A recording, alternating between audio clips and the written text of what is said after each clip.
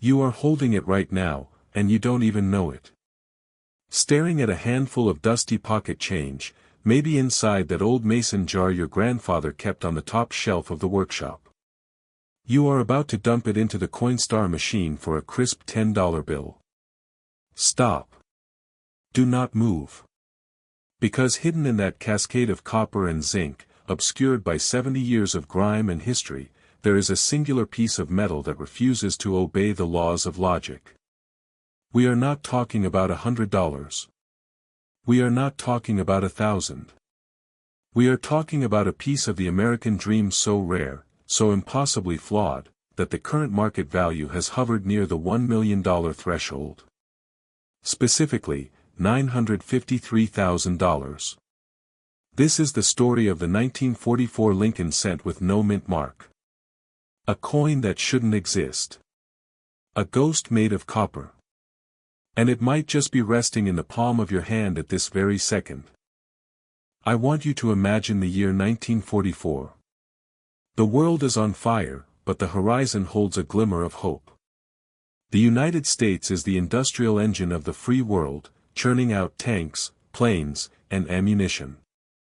In the midst of this wartime chaos, the United States Mint is tasked with an impossible mission: keep the economy liquid. Keep the pennies moving. But there is a problem: copper is precious. It's being used to make shell casings for the war effort. So, the Mint makes a radical decision. In 1943, they stop making copper pennies and switch to zinc-coated steel.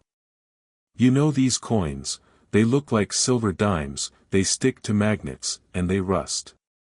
But by 1944, the experiment is over. They reclaim spent shell casings from the battlefields, melt them down, and revert to the familiar bronze alloy. That's the history you know. That's the clean, sanitized version taught in school. But here is where the floor drops out of reality. The no mint mark 1944 penny is not just a coin, it is a violation of protocol. It's a renegade. You see, in 1944, the Philadelphia Mint was the mothership.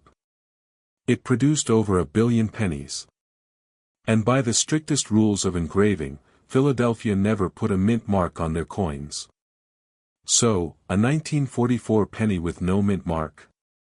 That's standard. That's the one you throw in the fountain. But wait. Look closer. I'm not talking about a weak strike or a worn-down letter. I'm talking about steel. A 1944 steel cent with no mint mark. If you are holding a 1944 penny that looks silver, that zips to a magnet, and has no D or S under the date, sit down. Your heart is about to beat out of your chest. How is this possible? The intellectual thrill of this mystery is almost too much to bear. The experts tell us that when the mint switched back to copper in '44, a handful of zinc-coated steel planchets, those leftover discs intended for 1943, got trapped in the hoppers. They were buried in the crevices of the massive tote bins. They sat there, silent and forgotten, until a press operator swept them into the mix. These steel blanks were fed into the high-pressure dies and struck with the date 1944. It's a chronological anomaly. It's a coin stamped with a future it wasn't supposed to have. It's like finding a jet engine schematic inside a medieval manuscript. It breaks your brain, doesn't it? And because Philadelphia didn't use a mint mark, the error flew completely under the radar. It's the ultimate sleeper. Let that sink in for a moment. The sheer rarity is staggering. We have authenticated more genuine Tyrannosaurus Rex skeletons than we have 1944 steel pennies. The official population reports are tighter than a vault door. The value doesn't just climb, it goes parabolic. A low-grade specimen, a coin that looks like it's been through a garbage disposal, can still command a Mercedes-Benz level price. But a pristine, uncirculated example. That is the apex predator. That is the $953,000 statistic. Almost $1 million for a single cent. The absurdity of the math is the thrill. A 1-cent piece that can literally buy you a sprawling ranch, wipe out a lifetime of debt, and mutate your family's bloodline from getting by to generational wealth. That's not just money, that's tectonic power. But I see you sitting there, thinking the same thing everyone thinks. I've checked my pennies before. I've never found anything. That's the danger. That mental fatigue, the numbing of the eye, it's a wealth-killing virus. Most people fail because they look at the date, see 1944, see no mint mark, and shrug. They fail to touch the coin. They fail to test the metal. The difference is visceral. A standard 1944 bronze cent is heavy, warm, and golden in its wear and tear. The $1 Million Ghost is lighter. It's silvery white. And it has a magnetic pull that is almost supernatural. Grab a magnet from your fridge right now. Yes, pause the video. Go to the kitchen. I'll wait. This isn't a passive viewing experience, this is an intervention. Come back with a magnet and a pile of old wheat pennies. See that one that snaps to the magnet with a sharp, metallic cling? That's the sound of destiny. Now, let's twist the knife a little deeper, because the rabbit hole goes further down. Let's talk about the other side of the mountain. The copper contradiction. While you're hunting for the steel ghost, you also need to keep your eyes peeled for its nemesis. The 1943 bronze cent weight, weren't 1943 pennies supposed to be steel? Exactly. Flip the script. In 1943, some leftover bronze planchets got mixed into the presses and were struck with the 43 date. You're looking for a 1943 penny that doesn't look silver. It looks brown or red. It shouldn't stick to a magnet. If you find one, you haven't won the lottery, you've won a lottery that only pays out to people who have already won a lottery. These are 6-figure coins, easily. And then, just to keep you up at night, there's the 1944 D copper over steel. These are the anomalies where the Denver Mint struck copper over steel planchets. The complexity is maddening, but here's the connective tissue, they are all mistakes. They are all the industrial equivalent of a glitch in the matrix. And collecting them isn't a hobby, it's a treasure hunt designed by a madman. Let's recenter ourselves here, because the adrenaline is pumping, and we need clarity. How do you walk into a coin shop or log onto an auction platform without being eaten alive by the sharks? The market for these coins isn't just hot, it's radioactive. We're in a hyper cycle of wealth transfer where tangible assets are exploding. The $953,000 valuation isn't static, it's a living, breathing number that fluctuates with the egos of billionaire collectors. But the transaction is fraught with peril. Fear is your ally here. Fear of being fooled. There are counterfeits out there, 1944 steel cents that didn't come from the mint, but from a guy in a garage with a chemical bath, stripping copper plating to make a common steel cent look like a rare error. How do you protect your newfound kingdom from these frauds? Wait. A legitimate copper cent weighs 3.11 grams. A steel cent weighs 2.7 grams. That fraction of a gram is the difference between a mansion and a hoax. Do you feel that urgency? A scale and a magnet are not office supplies, they are the keys to the kingdom. Now, let's take a sharp turn, because I want to tell you about a specific moment in history that illustrates exactly how casual this wealth creation can be. The excitement here is built on the back of a story about a man named Marvin. No last name needed. The legend goes that Marvin was a junior mint employee in the 1940s. One day, as the gears whirred and banged, a steel blank popped out of the hopper, and instead of tossing it back into the melting pot, Marvin thought, that's a neat oddity. He pocketed it. He didn't buy it with his savings. He didn't leverage his 401k. He just reached out and took it because he was curious. Decades later, that neat oddity sold for a king's ransom that rewrote his descendants' destiny. The lesson here isn't work at the mint. The lesson is that the universe rewards the curious. It punishes the indifferent. Every time you ignore a wheat penny in a take-a-penny tray, you might be walking past a house, a car, an education, or a cure. But let's bring this down to the practical. Let's talk about liquidity.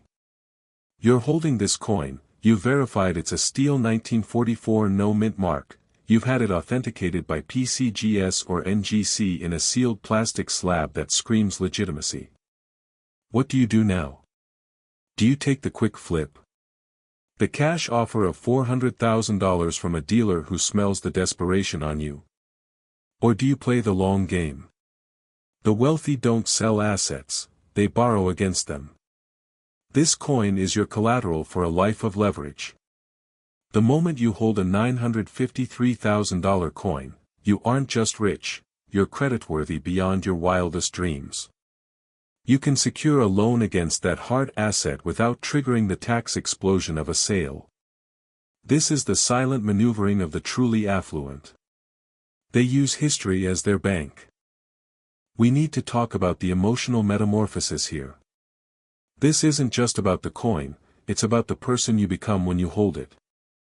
There is a profound, almost spiritual shift that happens when you realize the value of a mistake. For your entire life, you've been taught that perfection is the goal. A flawless resume, a perfect credit score, a spotless house.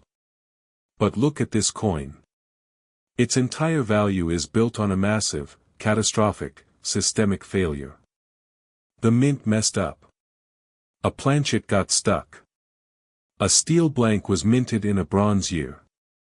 And because of that failure, it is priceless. What is the lesson here for the 30, 40, 50, or 65-year-old listener who feels like their time has passed? Your mistakes, your quirks, your deviations from the standard, boring path society prescribed, that's your mint mark. That's your rarity. Stop trying to be the 1944 bronze cent that nobody wants. Be the steel anomaly. That's where the magic lives. So, here we are. We've traveled from the battlefields of World War II, through the greasy machinery of the Philadelphia Mint, into the bank vaults of the 1%, and down into your sock drawer. The path is clear. The tools are simple. A magnet, a scale, and a pair of eyes that refuse to glaze over. You cannot unlearn what I've told you today. You now bear the heavy burden of knowledge. Every 1944 penny you see for the rest of your life will induce a spike of adrenaline. You're cursed, in the best possible way, to be a hunter. But close your eyes for just a brief second. Hear the hum of the auction floor. The quiet rustle of bidders trembling as lot 404 touches the block. The 1944 steel cent. No mint mark. A shimmering silver disc that weighs almost nothing but carries the density of a black hole. The gavel raises. The hammer falls. $953,000. That isn't just a fictional scenario. It's a recurring reality. The cliffhanger isn't in the video. The cliffhanger is in your life. What you do in the next 60 minutes will determine whether this story becomes just an interesting piece of trivia you forget tomorrow, or the defining origin story of your financial liberation. The coins are still out there, hiding in the dark, rolling around in forgotten piggy banks and estate sales, sitting in the junk boxes at small-town flea markets. They are waiting for a new custodian. They are waiting for you to stop scrolling and start searching. The 1944 Lincoln cent with no mint mark, it's more than a coin. It's a choice. Now, go find yours. Imagine holding a single piece of copper no larger than your thumbnail, a coin so profoundly ordinary that millions of Americans walked past them every single day without a second glance, tossing them into tip jars, leaving them between sofa cushions, or dumping them into giant water jugs. Now, imagine discovering that this exact piece of pocket change, forgotten in a dresser drawer for half a century, is currently valued at nearly $1 million. Not in some abstract, distant fairy tale, but right now, today, in the current market.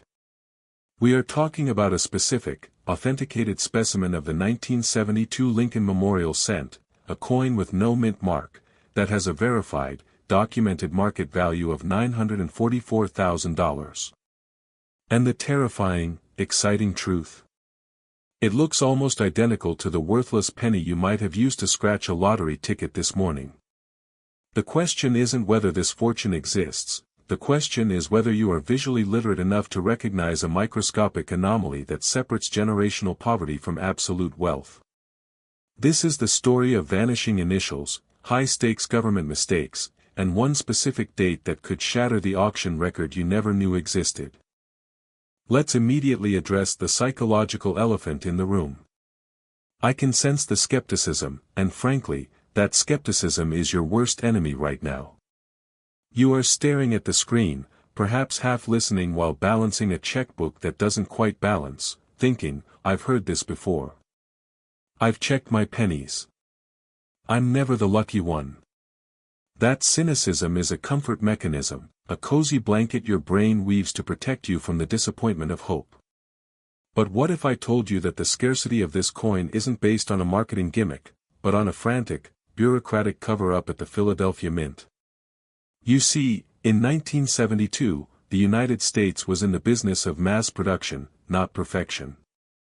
The Philadelphia facility, the mothership of American coinage, was not supposed to produce coins with mint marks. Only Denver and San Francisco used the D and S identifiers. So, a 1972 penny with no mint mark is, by default, a Philadelphia coin. That's the normal part. The multi-million-dollar anomaly has nothing to do with a letter being missing. It has everything to do with the man who designed the coin having his name completely erased from the die by accident. This is the story of the missing designer initials, and once you see it, you can't unsee it. But here is the cliffhanger: there is only one specific die pair that creates the $944,000 valuation. The rest are virtually worthless. Are you sure you know which ghost to hunt? To understand why a man's vanishing signature is worth a mansion, we have to travel back to the anatomy of that familiar wheatless reverse, a design that dominated the 20th century. Look at the monument on the back of any Lincoln Memorial Cent. It's not just a building, it's a hidden portrait gallery. For decades, the master engraver Frank Gasparo hid his initials, FG, in the shrubbery to the right of the monument steps. It's a delicate little signature, nestled in the grassy knoll of the coin's landscape. Now, picture the pandemonium of the mint in 1972. Dies were being polished, used, abused, and resurfaced. A common maintenance practice was to take a die and grind down the surface to remove clash marks and imperfections. Sometimes, an overzealous mint worker would grind too deep, literally polishing away the fine, shallow initials of Frank Gasparo. When this happened, the FG simply disappeared. But here is the twist that separates a $50 coin from a life-changing fortune: you can't just look for a missing FG. That would be too easy, and frankly, the market doesn't reward easy. The 1972 Philadelphia, no FG, variety that commands the near $1 million price tag is not just about an absence, it's about a specific double die on the obverse. That's the pattern interrupt. Pause for a moment. Are you getting tired of hearing double die and glossing over it? That's a mistake that costs you a retirement fund. Let's change your focus right now. Look at the word liberty and the date 1972. A true double die doesn't just look worn, it looks like the letters and numbers were struck twice by a ghost, creating a distinct, machine-doubled shelf of metal. It's not blurriness from circulation, it's mechanical doubling you can feel with your fingernail. Frankly, if you're not squinting so hard your eyes hurt, you're not looking closely enough. This is the difference between a vacation and a vocation. Now, we arrive at the dark heart of value, the auction floor. Why $944,000?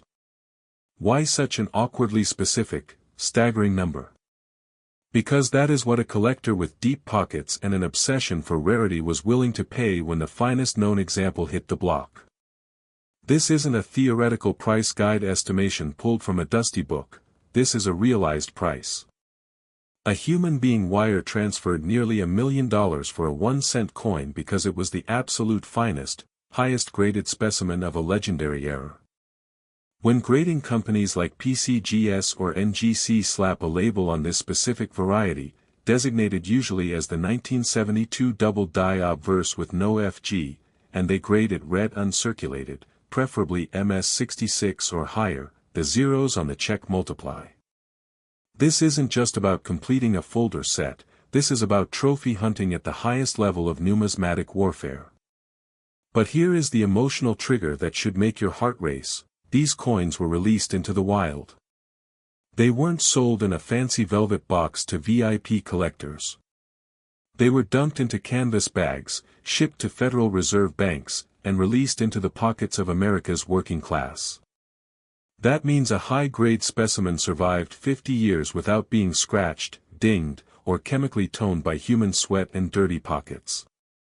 It survived the Vietnam War era, the gas crisis, the rise of polyester, and decades of coin-counting machines. It's a miracle of preservation, and that miracle might be sitting in an old Whitman folder in your attic, slowly turning a disgusting shade of brown because nobody told you to leave it alone. The fear of loss here isn't just about losing the coin, it's about losing the condition. This brings us to the critical, terrifying moment of action.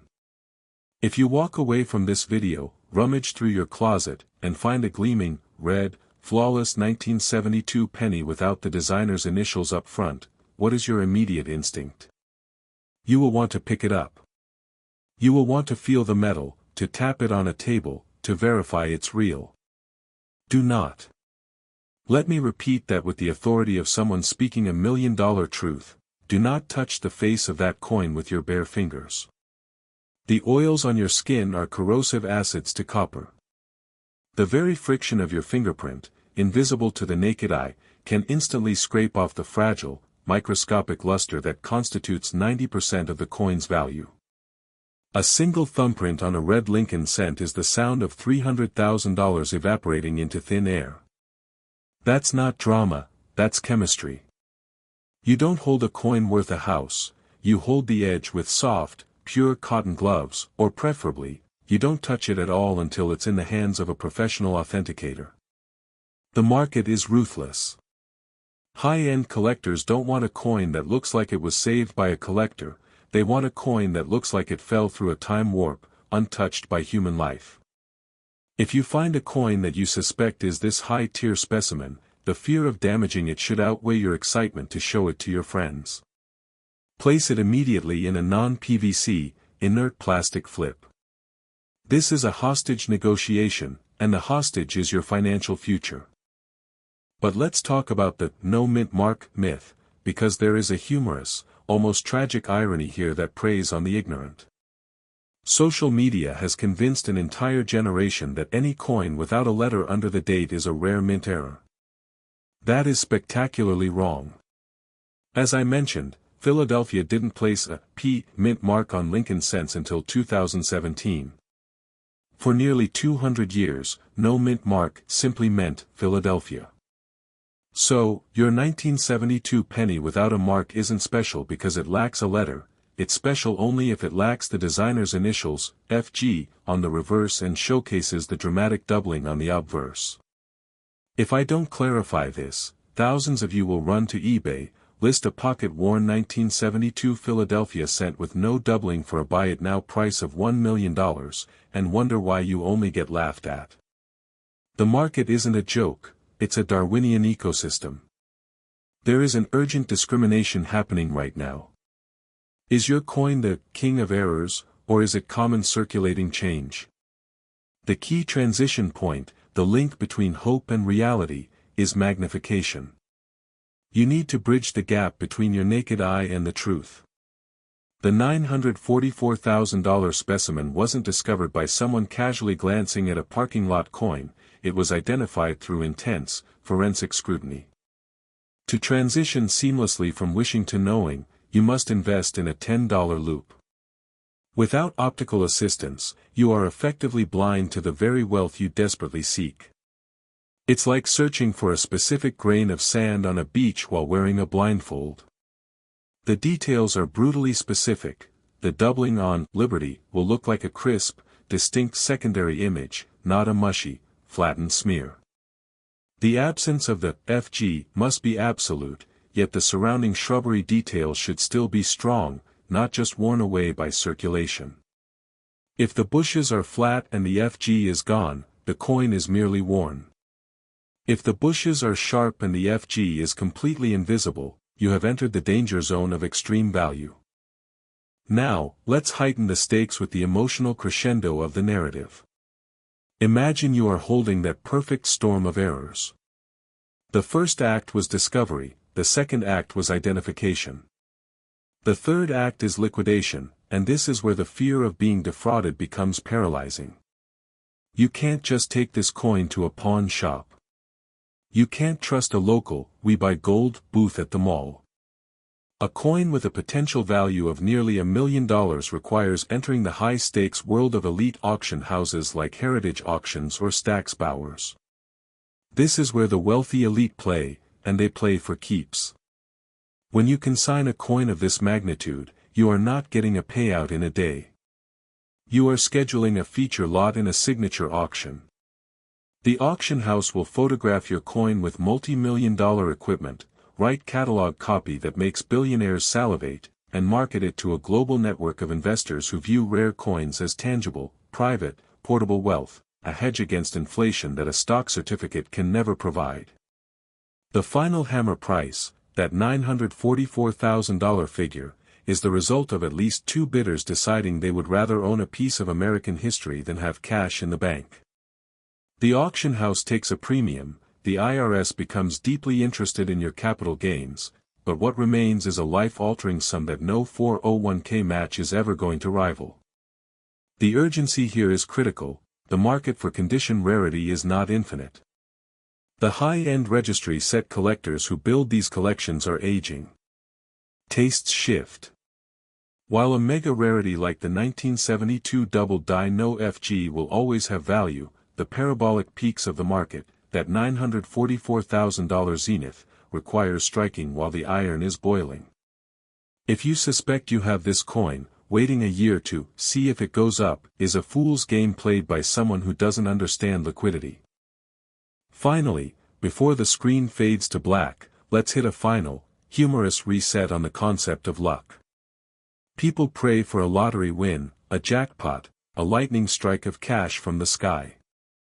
The beautiful, absurd irony is that life handed America millions of winning lottery tickets in 1972, but it disguised them as a worthless penny and glued them shut with a logic puzzle so obscure that 99% of the population spent the last 50 years spending them on chewing gum. The wealth was literally in your hands, time and time again, handed back as change from a diner cashier, and you tossed it into a center console without a second thought. That's not bad luck. That's a lack of visual education. Today, that education has been handed to you. You now know to look for the vanishing FG nestled in the shrubs. You know to look for the dramatic shelf doubling on the word Liberty and the date. You know that the color red is worth more than the color green. The difference between a copper disc fit for a wishing well and a certified museum piece that buys the wishing well, the park it sits in, and the house next door is now seared into your brain. The mystery isn't the coin anymore, the mystery is whether you will actually get up, walk to that dusty jar, and do the work with a magnifier. The money is waiting. It's been waiting quietly in the dark for 50 years, accumulating value, patience, and metallic corrosion, hoping that finally, today, you will stop scrolling and start looking. Don't let $1 million roll away because you were too busy to look at a penny. It began not with a grand announcement, but with a whisper. A single, seemingly insignificant detail, or rather, the absence of one. Imagine holding in your palm a piece of American history so unassuming, so utterly ordinary in its appearance, that you've likely passed it by 1,000 times without a second glance. A simple copper coin, dated 1979. It jingles in a pocket, rests forgotten in a jar, or hides in plain sight within a grandfather's dusty collection. You see the profile of Lincoln, the solemn marble columns of his memorial, the familiar words, 1 cent. But what if I told you that the absence of a microscopic letter, a void smaller than a grain of sand, transforms this 1 cent token into a key capable of unlocking a 7-figure fortune? This isn't a fantasy. This is the electrifying, and for many, heartbreaking reality of the 1979 Philadelphia no-mint mark Lincoln cent, a coin that has, in verified instances, rocketed past the $925,000 threshold at auction and now sits on a knife's edge, with experts projecting a market value that could eclipse well over $1 million for the perfect specimen. The question that should send a shiver of urgency down your spine right now is brutally simple: when was the last time you really looked? Let's set the stage, because context is the bedrock of a treasure hunt. The year was 1979. The United States Mint was an industrial beast, striking billions of coins with mechanical precision across 3 primary facilities: Philadelphia, Denver, and San Francisco. Each facility marked its territory. The Denver Mint proudly stamped a tiny D onto its coins. San Francisco, catering to a different breed of collector, applied its elegant S.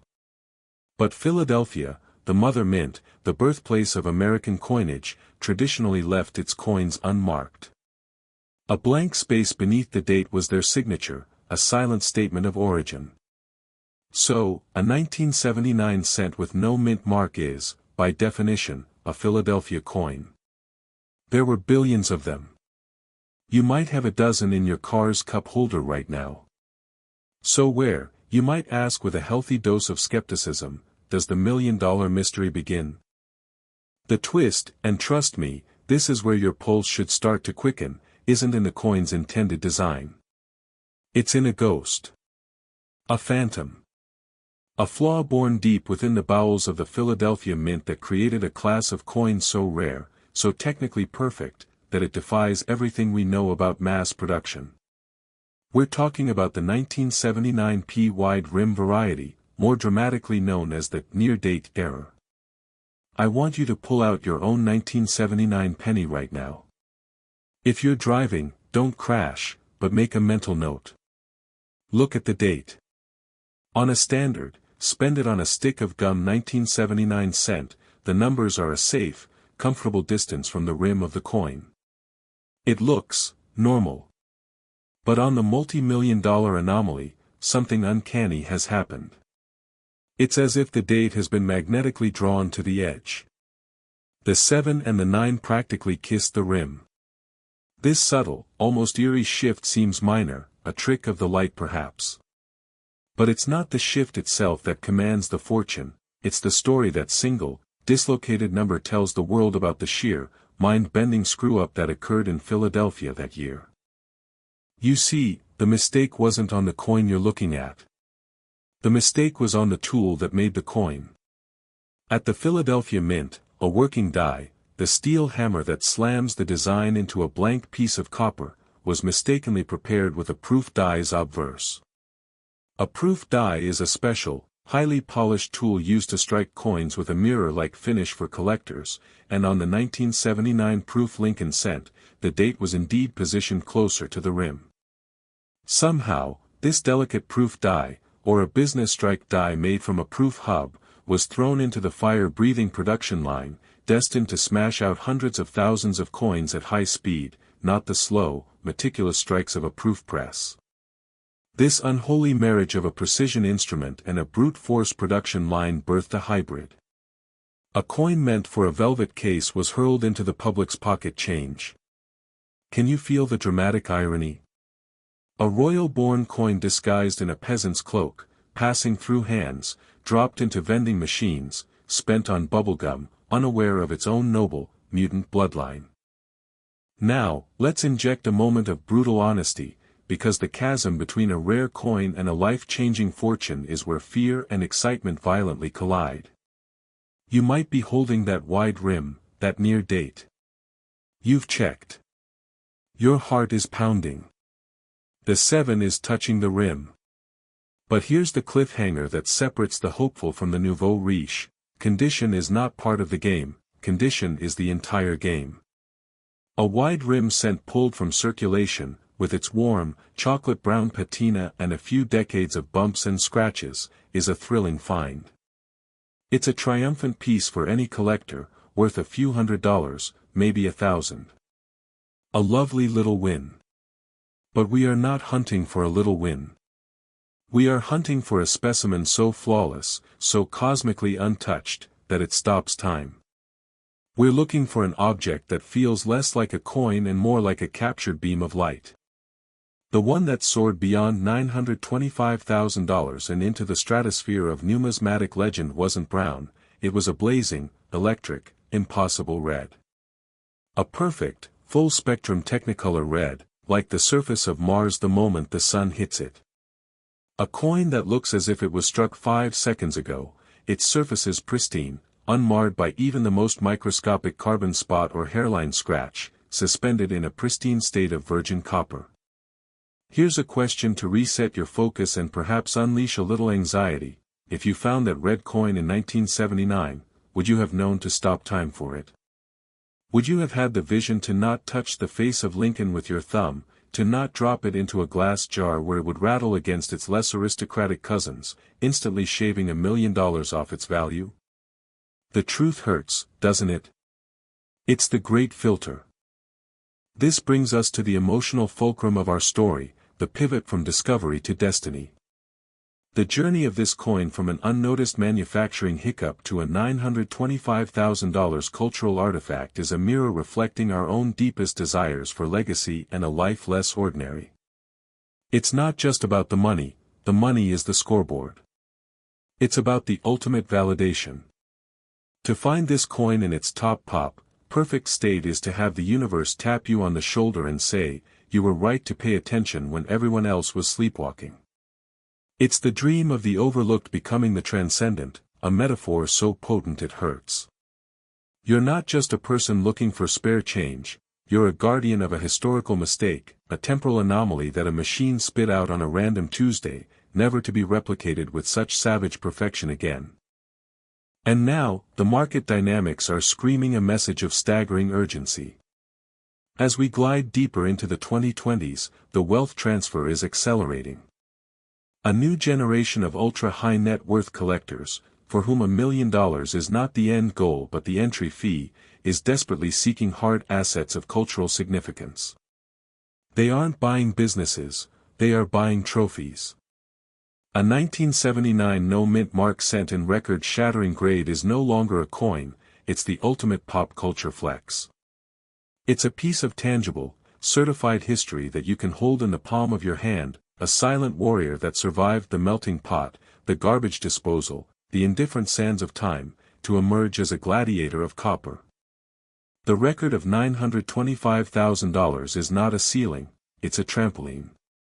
In this arena, where billionaires duel for bragging rights over a population report that reads, population, 1 or 2, the next sale isn't about incremental growth, it's about a potential vertigo-inducing catapult past the $1 million barrier for the finest known. The fuse is lit.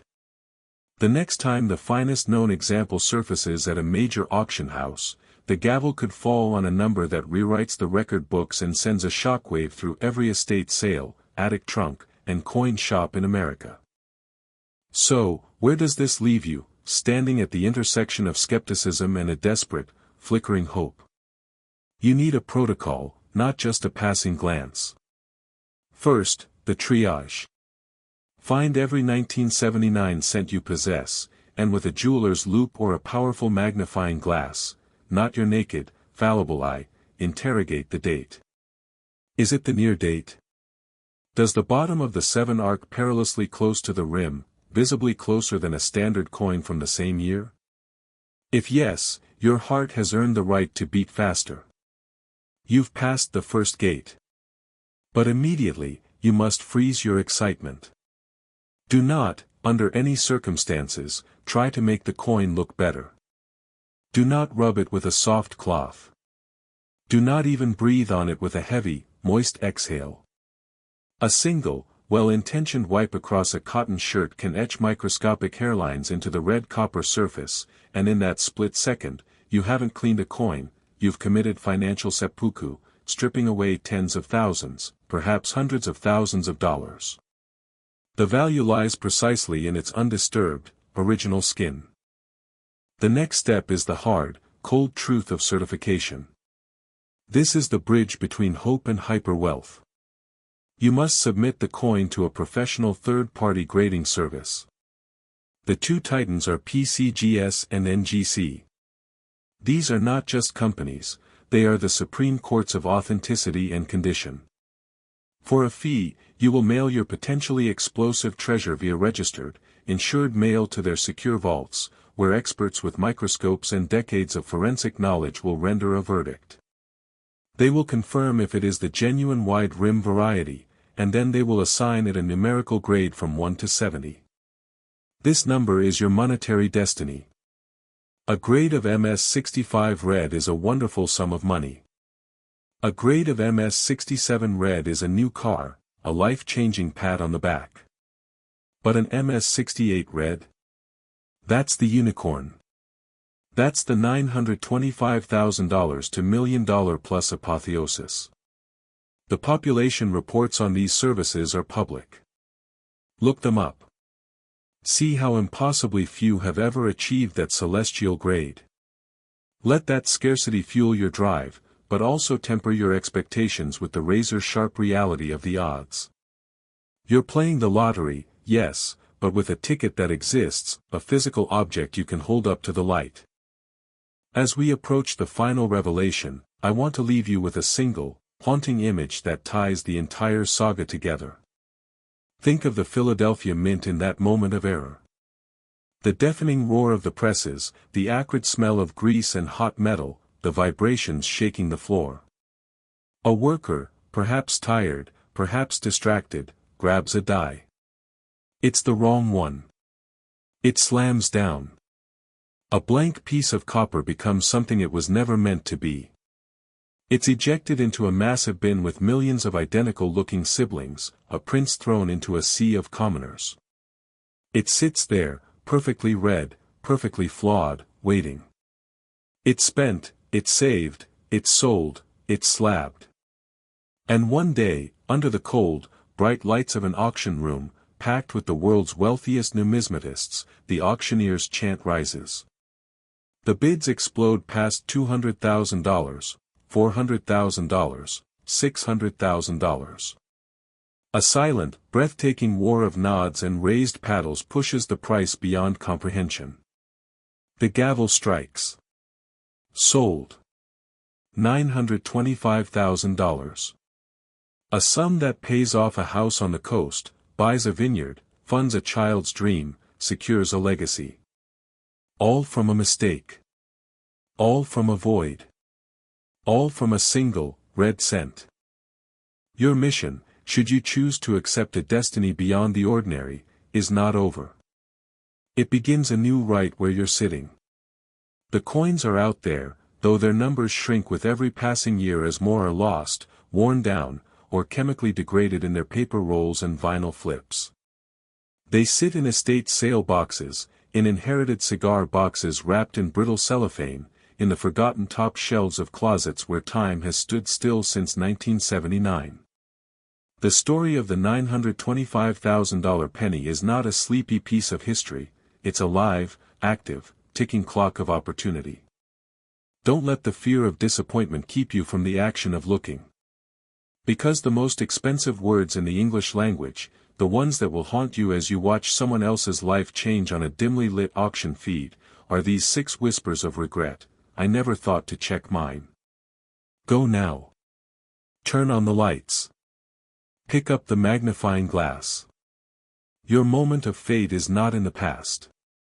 It's waiting, patiently, silently, for you to see what no one else has seen. If you are holding a penny right now, a penny you found in a change jar, a penny you almost threw into a parking lot fountain, you could be holding the key to a completely different life. We are not talking about a few $100s. We are not talking about pocket change. We are talking about a coin so rare, so perfectly flawed, that one single example has shattered records and currently commands a market value of $913,000.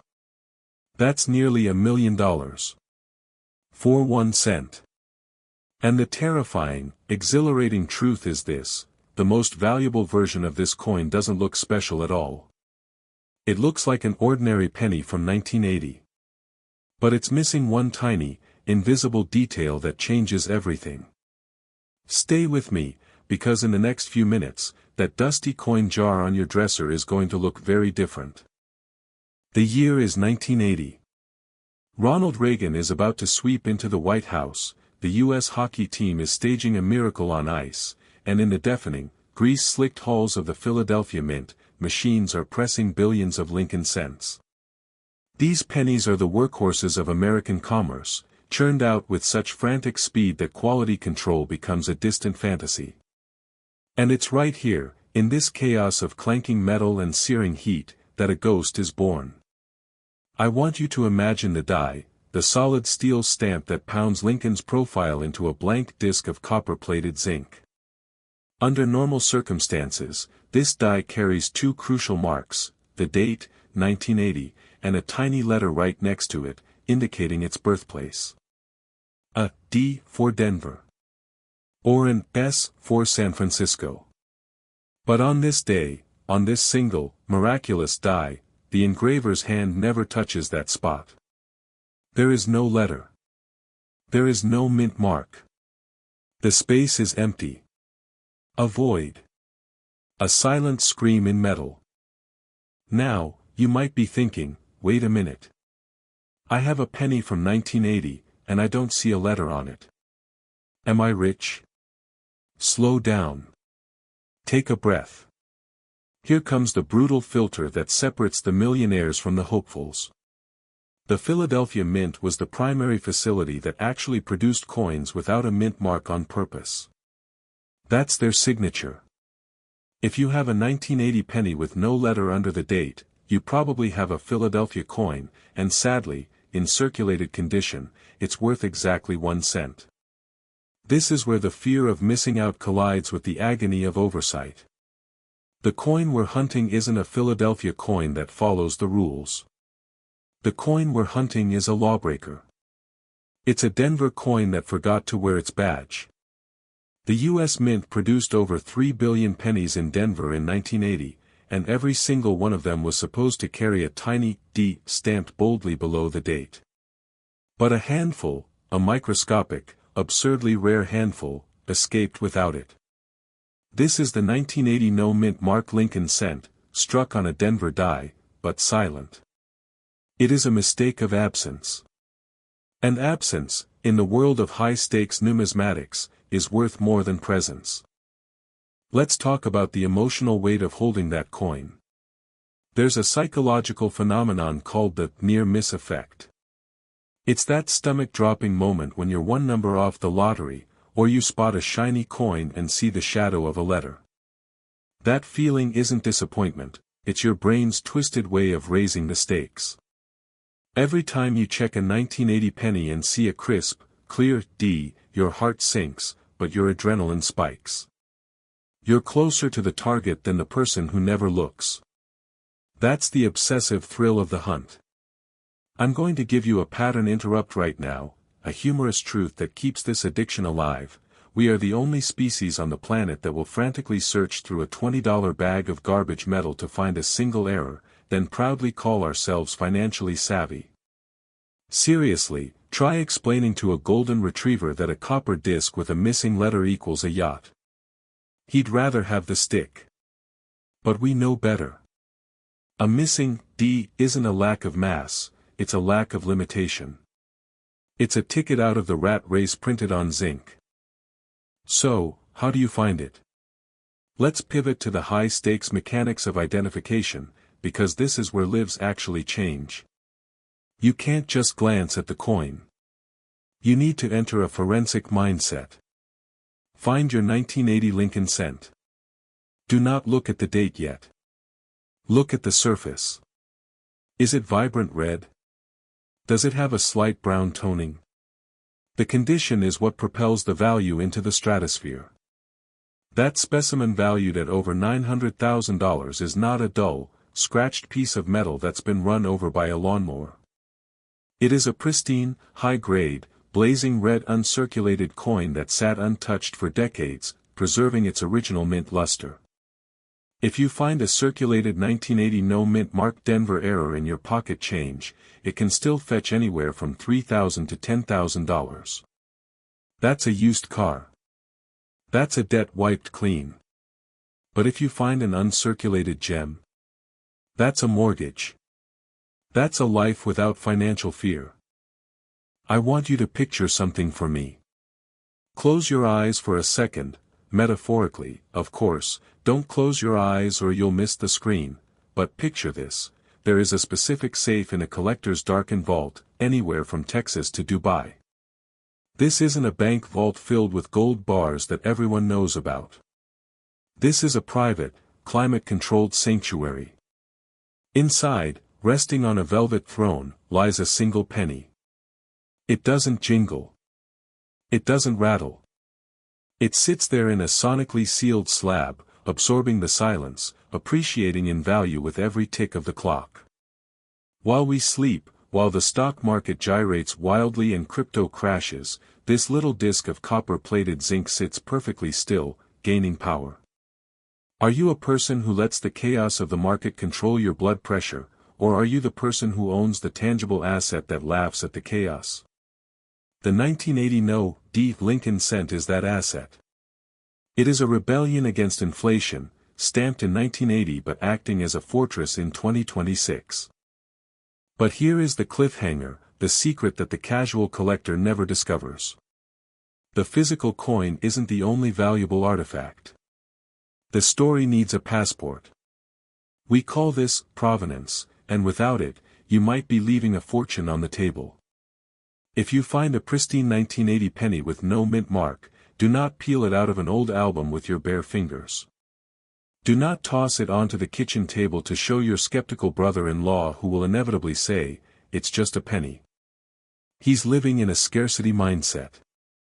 You're living in an abundance reality.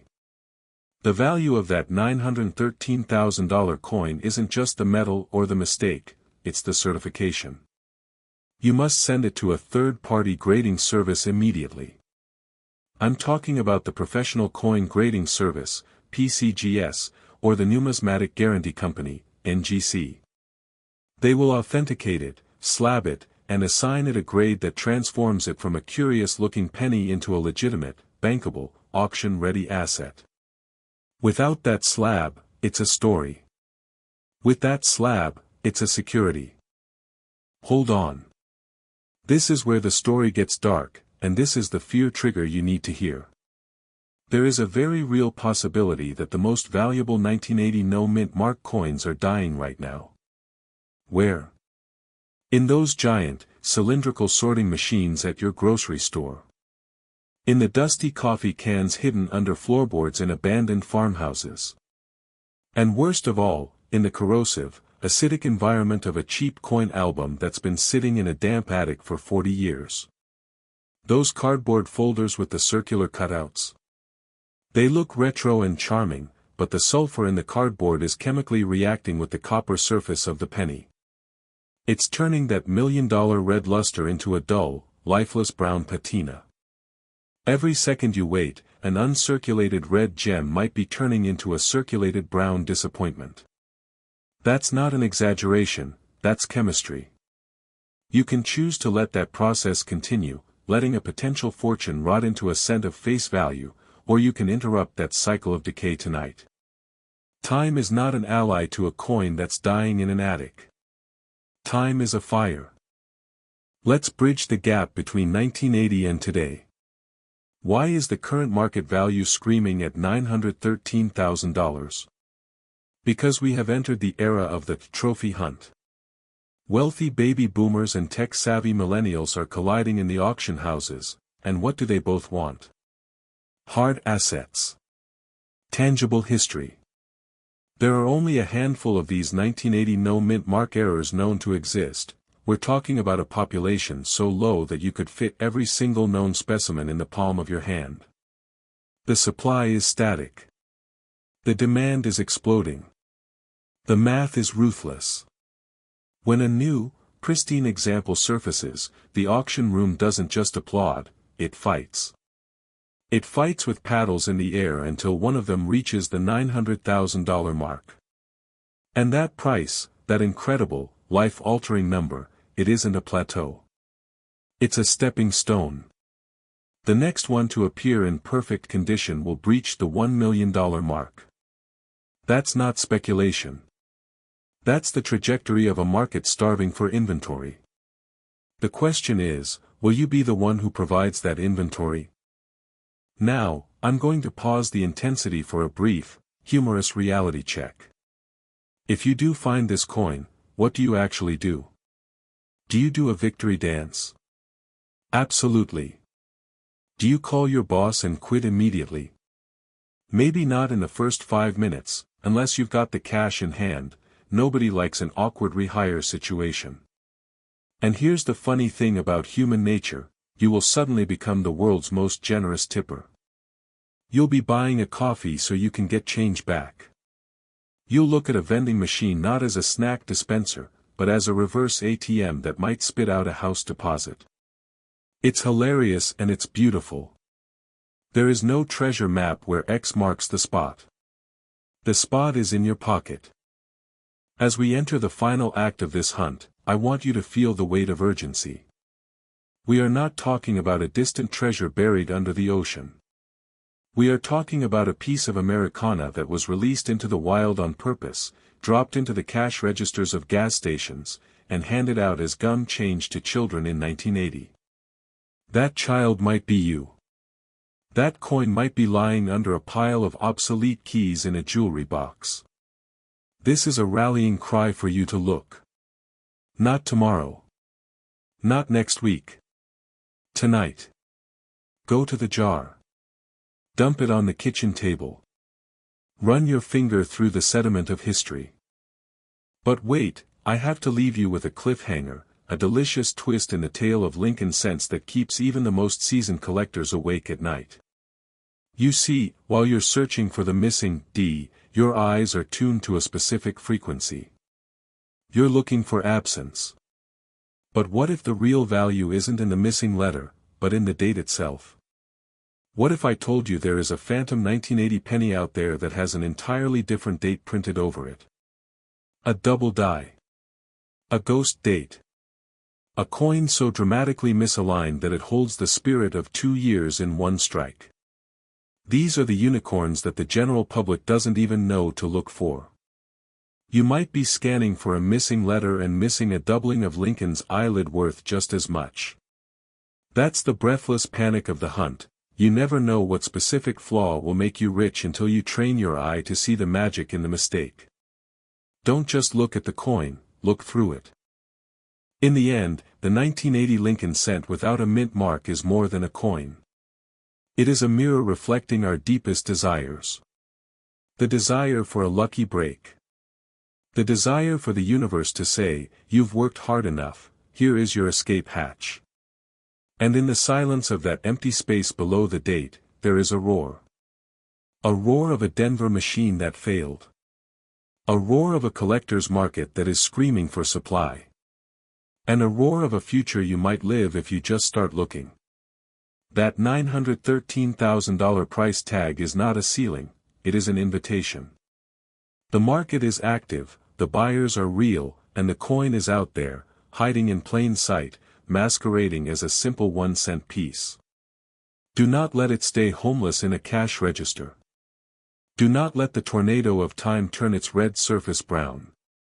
Rescue it. Slab it. Sell it. And step into the wealthy lifestyle that has been waiting for you since 1980. Your future might be buried in that old sock drawer, gathering dust, waiting for the light to hit a blank space where a letter should have been. The only thing standing between you and that life-changing discovery is the decision to start the search. The hunt begins now. Don't blink. Don't wait. Someone is going to find the next multi-million-dollar penny hoard this year.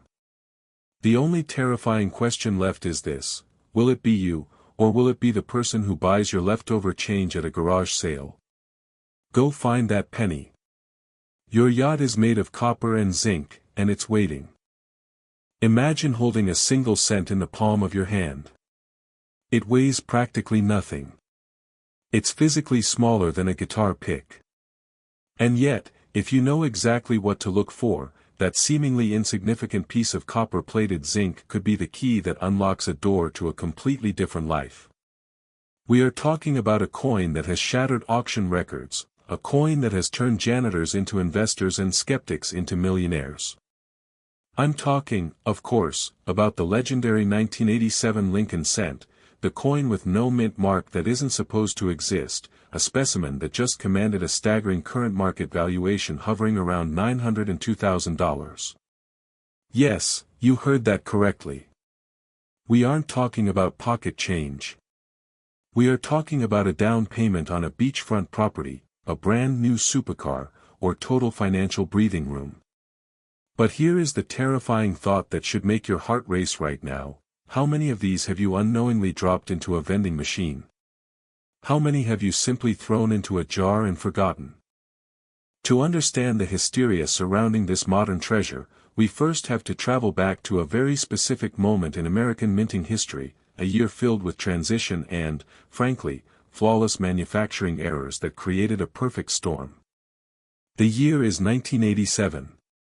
Ronald Reagan is in the White House, the Dow Jones is booming, and over at the Philadelphia Mint, the machines are running hot, striking billions of pennies. Usually, a Philadelphia-struck coin wears its heritage invisibly. Unlike its cousins in Denver, which proudly stamp a little D onto the coin, or San Francisco, which brands an S, the main facility in Philadelphia has historically left their coins blank. No mint mark. For Philadelphia, a blank space is the mark of origin. So, if all Philadelphia coins lack a mint mark, why are we singling out 1987? What transforms a standard Philadelphia penny into a financial unicorn? The answer lies in the microscope, and it's the first cliffhanger in our journey to wealth. Because at face value, a 1987 Philadelphia coin looks totally normal. But here is where fear meets opportunity. In the late 1980s, the Philadelphia Mint briefly experimented with a different composition of the planchet metal, and simultaneously, their quality control experienced a momentary, highly profitable glitch. We aren't just looking for any 1987 coin, we are hunting for a specific type of 1987 coin that bypassed the scrutiny of the inspectors. The legend tells us that a minuscule batch of Lincoln cents were struck in Philadelphia without the intended mint mark standard being visually correct for the die state, or rather, struck on a transitional planchet that renders the absence of the mark a beacon of rarity. Think about that word for a moment: transitional. This isn't just a missing letter, it's a ghost in the machine. Now, I know what my seasoned treasure hunters are thinking. I've checked my change before, and I've never found anything. That's because your human eye is trained to scan a date, not a void. Let's add a pattern interrupt here, a humorous yet painful truth: it's probably easier to teach a cat to fetch a diamond ring than it is to train the average person to find a coin error. You're looking so hard for something that's there, like the number 1987, that you completely gloss over the thing that isn't there. You're looking for the ghost. So, let's align your focus. Take your mental magnifying glass and point it directly beneath the date. On the right side of Abraham Lincoln's chest, there is a sacred piece of real estate between the 19 and the rim. If you see a tiny D lurking down there, you have a Denver coin, worth face value. If you see nothing, your pulse should quicken, but don't order the private jet just yet. The blank space is the first gate. The second gate is where the story takes a dramatic, high stakes turn from casual hunting to forensic science. The valuation of $902,000 doesn't attach itself to just any Philadelphia Lincoln cent. It attaches itself to a coin that exhibits what numismatists call a double die reverse or, in extremely rare cases, a precision strike on a foreign alloy. You see, in 1987, the transition between pure copper and copper-plated zinc was complete, but the dies used to strike these coins occasionally carried the ghost image from a previous, retired design matrix. When you slide this specific coin under a high-powered loop, the letters of 1 cent and e pluribus unum appear to be shadowed, slightly doubled, as if the coin is vibrating on a quantum level.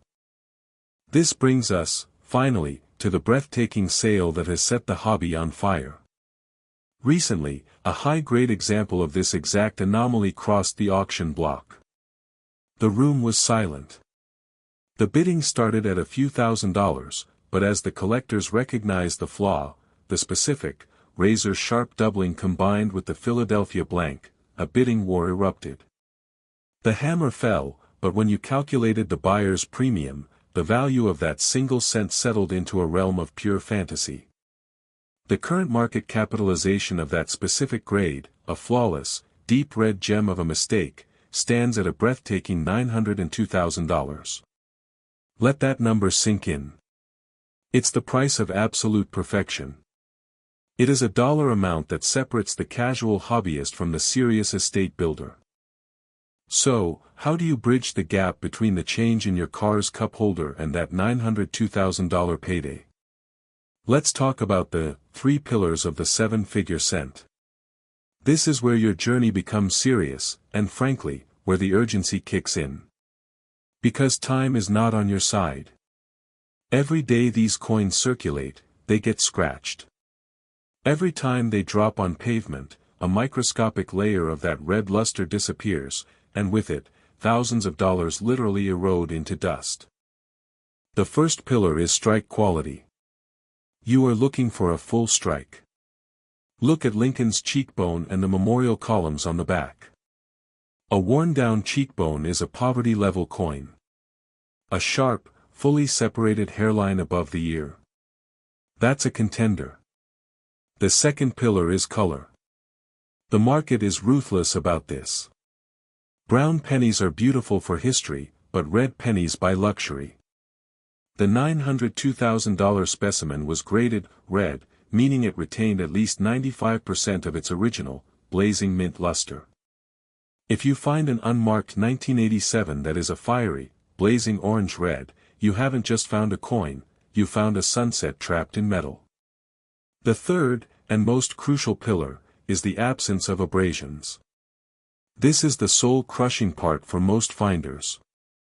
You can spot the lack of a mint mark, you can spot the double die, but if there's a single hairline scratch across Lincoln's jawline from someone dragging it across a table, you might have to settle for a mere $50,000 instead of a life-changing fortune. I know, the tragedy of losing $800,000 over a microscopic scratch is enough to make a grown man weep. The transition from finding a raw coin to securing the bag is a treacherous road, fraught with danger and amateur mistakes that can leave wealth on the table. Here is a humorous, yet deeply serious warning: if you think taking a steel wool pad and some lemon juice to that dull 1987 penny is going to make it look shiny and new for a buyer, please, for the love of everything luxurious you intend to buy, step away from the coin. Cleaning a rare coin is the financial equivalent of setting a pile of cash on fire. You can wipe away a century of patina in 3 seconds, and in doing so, wipe away $900,000. The surface of a coin has a microscopic skin, you scrub that off, and the market will scrub you from their list of sellers. So, you've got a raw, untouched, blazing red, sharply struck 1987 no-mint mark Lincoln cent with a ghostly doubling on the reverse. What does the path to wealth look like, practically speaking? You don't just walk into a pawn shop. You need verification. You need the high priests of numismatics to bless the metal. This means immediate encapsulation by a third-party grading service. Names like PCGS and NGC aren't just acronyms, they are the gatekeepers of your new lifestyle. When you submit this coin, you aren't mailing a penny, you're mailing a potential mortgage payoff. You'll insure that package for the full estimated value. The fear you will feel while it's in transit is normal. Embrace it. That fear is the precursor to the excitement of the phone call that changes everything. Picture the moment the grading report pops up online. You refresh the screen, your hands trembling. Grade, MS68 red. Designation, double die reverse. In that instant, you are no longer holding a coin, you are holding an asset class. That digital certificate of authenticity transforms the piece of copper into a liquid asset that high-end auction houses like Heritage or Stack's Bowers will fight to represent. Buyers don't buy stories, they buy certified plastic coffins with high numbers. By sending it in, you're taking the invisible and making it legally, financially, and undeniably valuable. As we approach the final leg of this treasure hunt, I want to leave you with a cliffhanger that exists right in your own home. Think about the classic change jar. It's probably sitting in your closet, or on top of your dryer, collecting dust. That jar isn't just heavy, it's a time capsule. The 1987 Lincoln cent doesn't age out, it doesn't rust away. It sits there, waiting. The $902,000 valuation didn't come from a coin that was locked in a museum vault for 100 years, it came from a coin that someone, just like you, pulled from circulation, noticed, and had the courage to examine further. The difference between a life of wealthy freedom and a life of, what if, is the willingness to look closer. But the clock is ticking. The great numismatic hunt is swallowing up these error coins at a rapid rate. Every day, major collectors are hoovering up unsearched bankrolls, looking for the very treasure you might currently possess. This isn't a drill. This is a window of opportunity that is closing. The anxiety you feel about missing out. Channel it. Turn it into action. As we wrap up this deep dive, I want you to understand that while this is a roadmap to a specific $902,000 unicorn, the field of valuable error pennies is vast and thriving. The 1987 no-mint mark double die is the headliner, the celebrity, but it represents a broader, thrilling truth: the American monetary system is littered with million-dollar mistakes. The government spends billions trying to achieve perfection, but their failures are our fortune. So, what happens next? You stop being a passive consumer. You become an active seeker. The clinking sound in your pocket right now isn't just the jingle of spare change, it's the sound of potential. Will you ignore it? Will you let that 1987 sit in the center console, exposed to the heat and the abrasive dust, slowly decaying from a luxury asset into a worthless piece of scrap? Or will you dig it out, turn on a good light, and look beneath the date for the beautiful, devastating void of the missing mint mark? The information is in your hands now. The authority is yours. The next Lincoln cent you touch might be the most valuable thing you've ever held. Don't let it slip away. Congratulations, seeker, you've just graduated from a coin owner to a treasure hunter. Welcome to the hunt. If you are holding a 2009 Lincoln penny right now and you haven't checked the back of your coin, stop this video. Do not scroll past. Because that ordinary-looking copper coin sitting in your junk drawer, in your pocket change, or forgotten in an old coffee can in the garage, might be the single most valuable penny of your lifetime. We are not talking about pocket change. We are not talking about a few $100s. We are talking about a coin with a current market value reaching $900,000. That is not a typo. That is the sound of your financial life preparing to pivot. I want you to picture the moment you walk into a major auction house, the scent of polished wood and old paper in the air, the quiet murmur of serious wealth lining the walls, and you watch a microscopic piece of copper you fished out of a parking lot sell for the price of a luxury estate. It sounds absurd, doesn't it? It sounds like a fairy tale spun for late-night television. And yet, that is precisely the reality of the 2009 Lincoln Bicentennial 1-cent coin with no mint mark. This is the coin that experts whisper about, the coin that defied the history books, and the coin that could very well be hiding in your hand right this second. Let's rewind the clock. The year is 2009. The country is in a strange, somber mood. We are navigating the tail end of a brutal financial crisis, the housing market is bleeding value, and the American people are looking for something stable to hold on to. To honor the 200th birthday of Abraham Lincoln, arguably our most philosophically complex president, the United States Mint decided to do something they had never done before. They killed the Lincoln Memorial design that had sat on the reverse of the penny since 1959. In its place, they commissioned 4 distinct reverse designs, chronicling the life of the great emancipator, a humble log cabin in Kentucky, the formative years of a rail splitter in Indiana, the professional life in front of the Illinois state capitol, and the haunting, unfinished dome of the Capitol building in Washington, D.C., as it looked during Lincoln's presidency. 4 chapters. 4 designs. 1 medal. And 1 catastrophic, beautiful, $1 million mistake. But here is where the story takes a sharp, treacherous turn. You see, the United States Mint produces 2 kinds of coins. You have your standard circulation strikes, born in Philadelphia and stamped with that familiar little P, and you have your proofs, the mirror-like collector specimens born in San Francisco wearing the S. In the numismatic world, the Philadelphia Mint is the workhorse, the muscle. They churn out billions of coins that grease the wheels of commerce.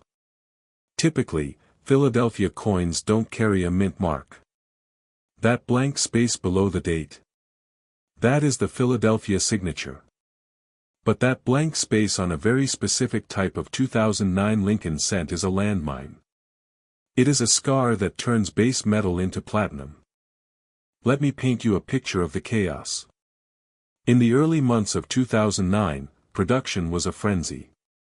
The mint was dealing with the lowest mintage figures for the Lincoln cent in decades because of the recession, people stopped spending, banks stopped ordering coinage. The machinery at the San Francisco facility was running proof dies, striking coins with the S mint mark intended for collectors paying premium prices. Somewhere during this mechanical ballet, something diabolical happened. A die, a hardened steel rod capable of striking hundreds of thousands of coins, somehow, against all quality control protocols, either migrated without its identification or was mistakenly prepared without the S stamp. This naked die started slamming into specially prepared, chemically polished proof planchets. We aren't talking about the rough, porous, zinc-flavored planchets that get dumped into your Coinstar machine. These were surgical-grade discs of 95% copper, identical to the 1909 composition, a special alloy resurrected just for the collector sets. The machine cycled. The pressure dropped. And out popped a ghost. A coin with the sharp, squared-off rims of a proof, the deep, reflective liquid mirror fields of a proof, the ultra-crisp, razor-sharp strike detail of a proof, but with a damning, silent void where the S should have been. A missing mint mark. A cosmic joke by the gods of metallurgy. What the mint accidentally created was a proof coin with the anonymity of a circulation strike. Think about the implications of that. It has the pedigree of a royal palace guard but wears the uniform of a peasant. For a few months, the mint had no idea what they had unleashed into the wild. The coins were sealed in shiny plastic sets, the proof set packaging, shipped to collectors who casually cracked them open, spent them at face value, or simply stuffed them in a closet for 15 years. And this is where you need to swallow hard and listen carefully. Because if you think you found one, you're probably looking at the wrong side. Most people frantically search the date. They see 2009 and their heart skips a beat. But I'm telling you, the money isn't on the front. The money is on the reverse. There are 4 different backstories on these coins, but only 2 have been confirmed to carry the death sentence of a missing mint mark with an astronomical payout. The highest tier, the one chasing that $900,000 valuation, is the formative years design. That's the one showing a young Abe sitting on a log, reading a book, taking a break from brutal physical labor. It's a scene of intellectual escape. And the irony is thick as an Illinois fog. A coin designed to celebrate education and self-improvement is now the prize for those who educated themselves enough to look. I need you to grab your coin, grab a magnifying glass. Look at the surface. Is it shiny like a melted glacier, or dull like a shotgun barrel?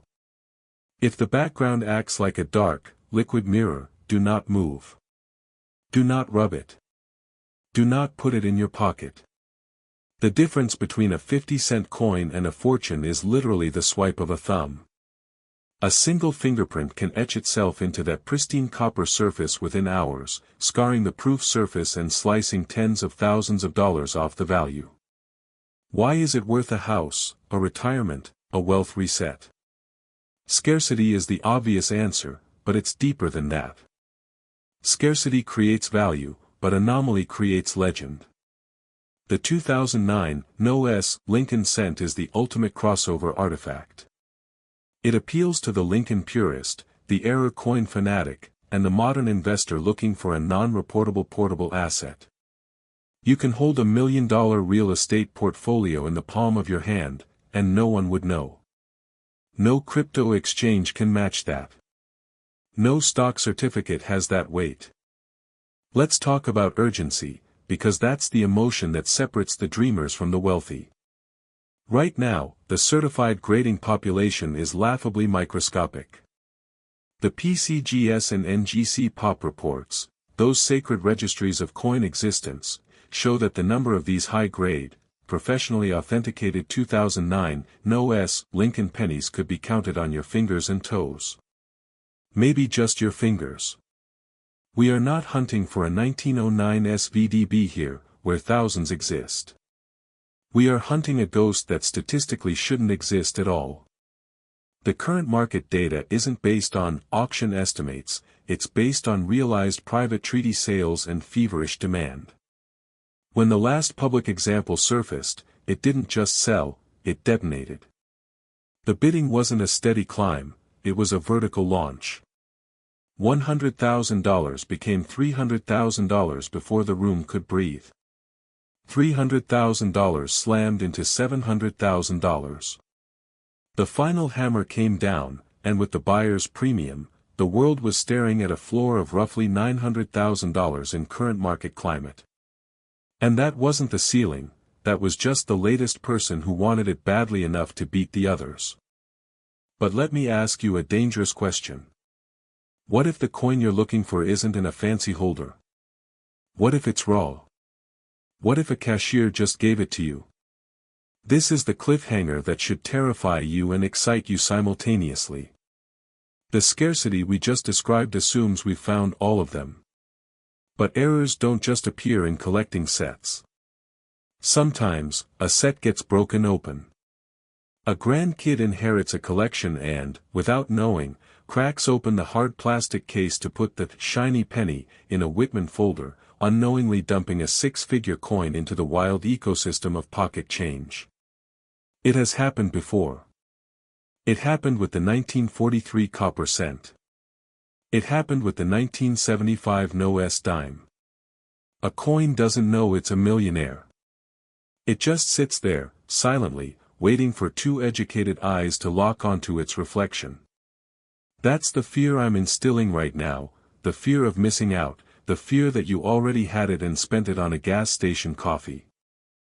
Now, let's talk brass tacks. The designation. You can't call your bank and say you've got a $900,000 coin without armor. You need authentication. PCGS. NGC. The Titans. If you truly have a raw, mirror surface 2009 formative years cent with No-S imprint tucked into the lower right of the design, you don't post it on a Facebook group and ask, "What's this worth?" You will get laughed at, or worse, you'll get scammed by a predator offering you $10,000 cash in a parking lot thinking you've hit the jackpot. They will resell it for the price of a yacht while you buy a used Honda. You play chess, not checkers. You walk into a major coin show, you walk straight to the PCGS submission table, and you write down the insurance value without blinking. That is the only move. The validation process is the gateway from poverty consciousness to wealth reality. And this is the emotional pivot. Imagine your life without the ceiling. Imagine waking up without the algorithm of debt running in your head. The $900,000 Lincoln penny isn't just a piece of copper, it's a permission slip. It's the permission slip to quit the toxic job, to buy the land, to pay off the mortgage in one single wire transfer, to re-engineer the trajectory of your lineage. This is what the 2009 bicentennial offers that no other coin does: recency. This isn't an ancient gold doubloon from a sunken ship, this is a penny from 2009. Almost everyone watching this was alive in 2009. You were paying bills, buying groceries, flipping coins into tip jars. The accessibility factor is psychologically haunting. It feels touchable. It feels possible. But here's the pattern interrupt you didn't expect. How do you tell a real mirror from a polished turd? Because the grifters are already firing up their buffing wheels. A genuine proof coin has a squared-off rim. A standard circulation coin has a slightly rounded, beveled rim. Grab your coin.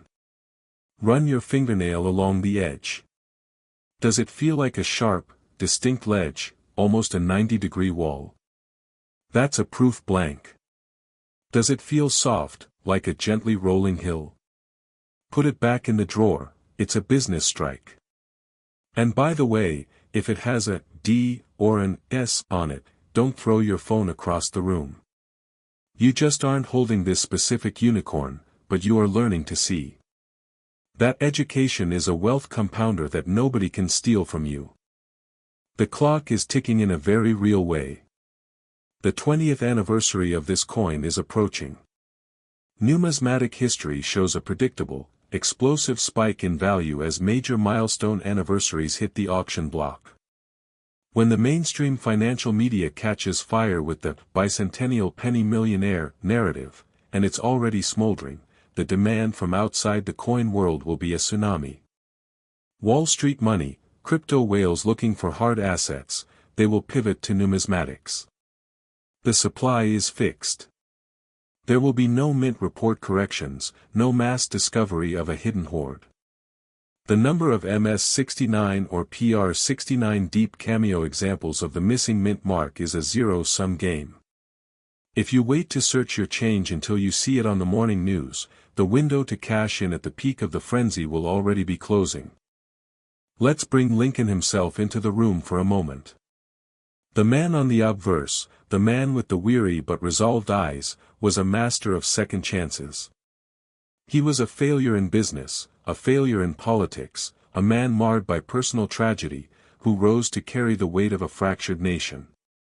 The formative years reverse shows him not as a president, but as a student, exhausted from manual labor yet expanding his mind by candlelight. There is a poetic symmetry here.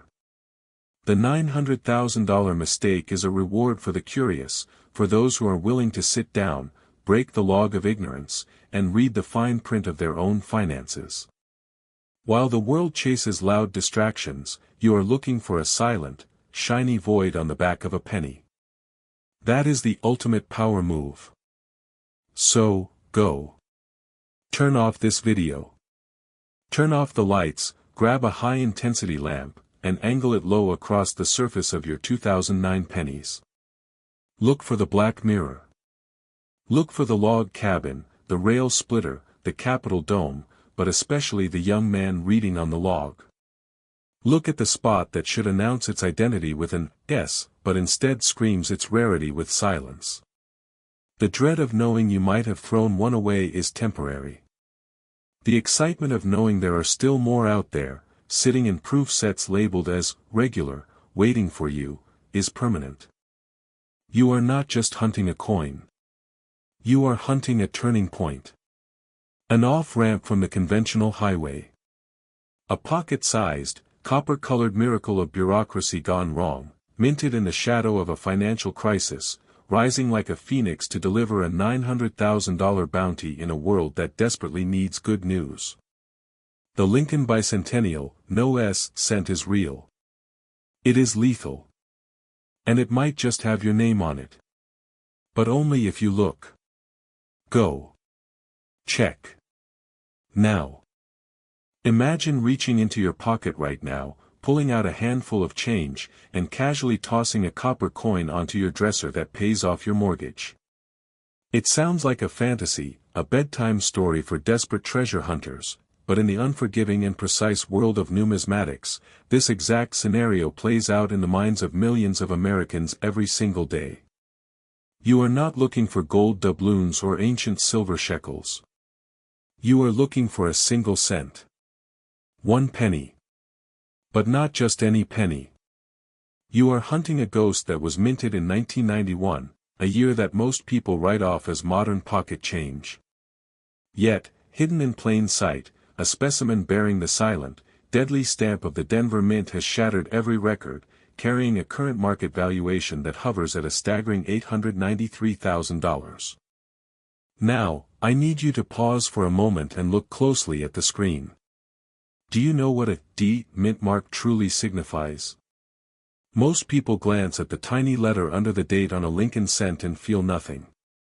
They see it as a generic mark of origin. But for those of us who understand the alchemy of scarcity, the D represents a specific, high-pressure pressure cooker where billions of planchets were struck with violent speed. And in 1991, deep within the heart of Denver, a mistake was made. A mistake so rare, so technically scandalous, that it transformed a piece of copper-plated zinc worth $0.01 into a life-changing asset.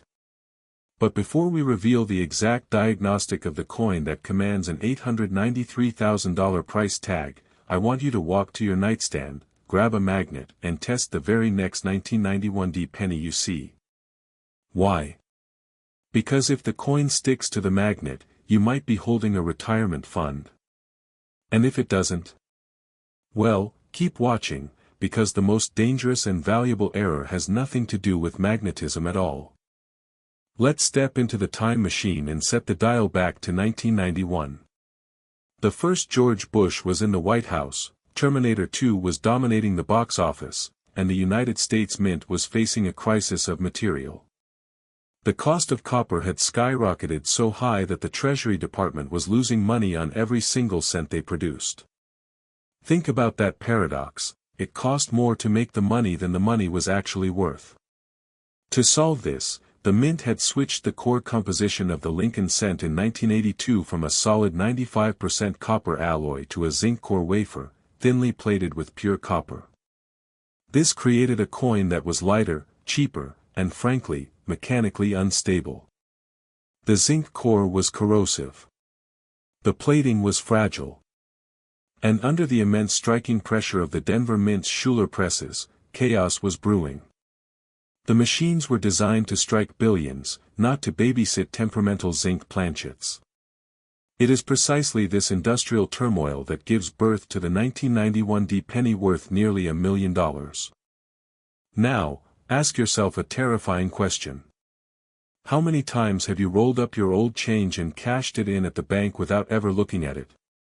That tight feeling in your chest right now? That's the fear of loss. That is the realization that you may have already spent a fortune on a cup of coffee. The 1991 D Lincoln cent is the ultimate wolf in sheep's clothing. It hides in plain sight because our brains are trained to ignore the familiar. We see Lincoln's profile, we see the date, and we see the Denver Mint mark, and our brain categorizes it as worthless clutter. But here is the pattern interrupt you didn't see coming. What if the coin doesn't weigh what it's supposed to? What if it was stamped on a solid bronze planchet left over from 1964, mysteriously lodged in the hopper and struck 30 years too late? That isn't just a random thought, it's a documented mint error worth over $150,000. Or, even more shockingly, what if the mint mark itself is lying to you? This brings us to the holy grail of the 1991 Denver cent, the apex anomaly that has driven the market value into the stratosphere of $893,000. Most collectors focus on the surface, looking for doubling on the date or the lettering. But the real money, the wealth that buys the yacht and the early retirement, is often hidden on the rim. We are talking about the mule error, or what the market horrifyingly whispers as the wrong planchet fusion. You see, the Denver Mint wasn't just striking pennies in 1991, they were striking dimes. And despite what the engineering schematics suggest, a dime planchet is smaller and thicker than a cent. If a dime planchet gets mixed into the bin for cents, the result is a 1991 D penny struck on a silver-colored, smaller disc. But wait, you're thinking, that would be obvious. I'd spot a silver penny instantly. And you're right. But what if the error wasn't a dime? What if the error was a foreign planchet? The Ecuadorian or Panamanian coinage often struck at the U.S. Mint shares similar diameters but radically different metallurgy. But let's rip the bandage off. The reason we are talking about a valuation of $893,000 specifically is not just the planchet. It's the convergence of a visually stunning, floating roof, missing design element combined with a rare, experimental bronze alloy transition. This isn't a coin with a little crack. This is a coin where the Lincoln Memorial Building on the reverse has literally lost its foundation. Due to over-polishing of the dies at the Denver facility, a master die technician accidentally erased the horizontal base lines of the monument. When these coins were struck, Lincoln appeared to be floating in a ghostly void. That alone is a $1,000 coin. But when you find a floating roof 1991D that also registers on a Sigma metallitic scanner as a solid copper alloy, an alloy composition that wasn't supposed to exist in 1991, you have just crossed the threshold from a hobbyist's find into a world-class treasure. That is the $893,000 coin. It's a scientific impossibility that sits in the palm of your hand. How does this translate to your bank account? How do you turn a dusty jar of coins into a luxury lifestyle? The process is a battle of wits and patience, and it starts right now, in the next 60 seconds, with a cliffhanger that might save you from making a catastrophic mistake. Do not clean the coin. I repeat, if you believe you have found a high-value 1991D error, and you take a polishing cloth to it to make it shiny, you have just burned a pile of cash. The original surface, the patina, the flow lines from the strike, this is the coin's fingerprint. The moment you rub it with polish, you strip away the microscopic evidence that authenticates it. I've seen a $50,000 coin reduced to melt value because someone wanted it to look pretty for a photo. The market pays for originality, not for shine. But let's get to the excitement. Picture holding a certified piece of American failure. Hold your thumb and forefinger up right now, squeeze them together, and imagine.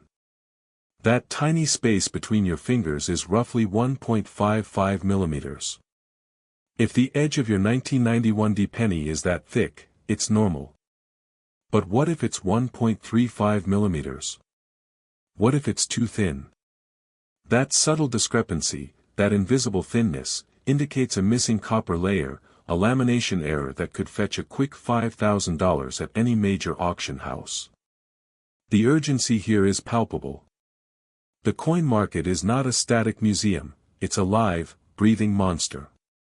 The $893,000 valuation isn't a fairy tale, it's a benchmark set by private treaty sales between high-net-worth individuals who are desperately trying to complete their registry sets. These buyers don't care about the economy. They don't care about inflation. They are liquidity providers who want scarcity, and they are scouring the internet right now, looking for a seller just like you who has no idea what they possess. This creates a dangerous reality. The biggest fear isn't that you won't find the coin, the biggest fear is that you will find it and be swindled out of it by a predatory, cash for coins, dealer. If you walk into a pawn shop with an $893,000 Lincoln cent, the dealer will likely offer you face value, or maybe $20 if you're lucky. Why? Because their business model relies on your ignorance. They will tell you the coin is just a worn-out zinc cent, they'll flip it in their fingers, and they'll hide their excitement until you leave the shop, only to have them cash in a retirement fund that belongs to you. This is why knowledge is your shield. You need to know the diagnostics so deeply that you cannot be gaslit.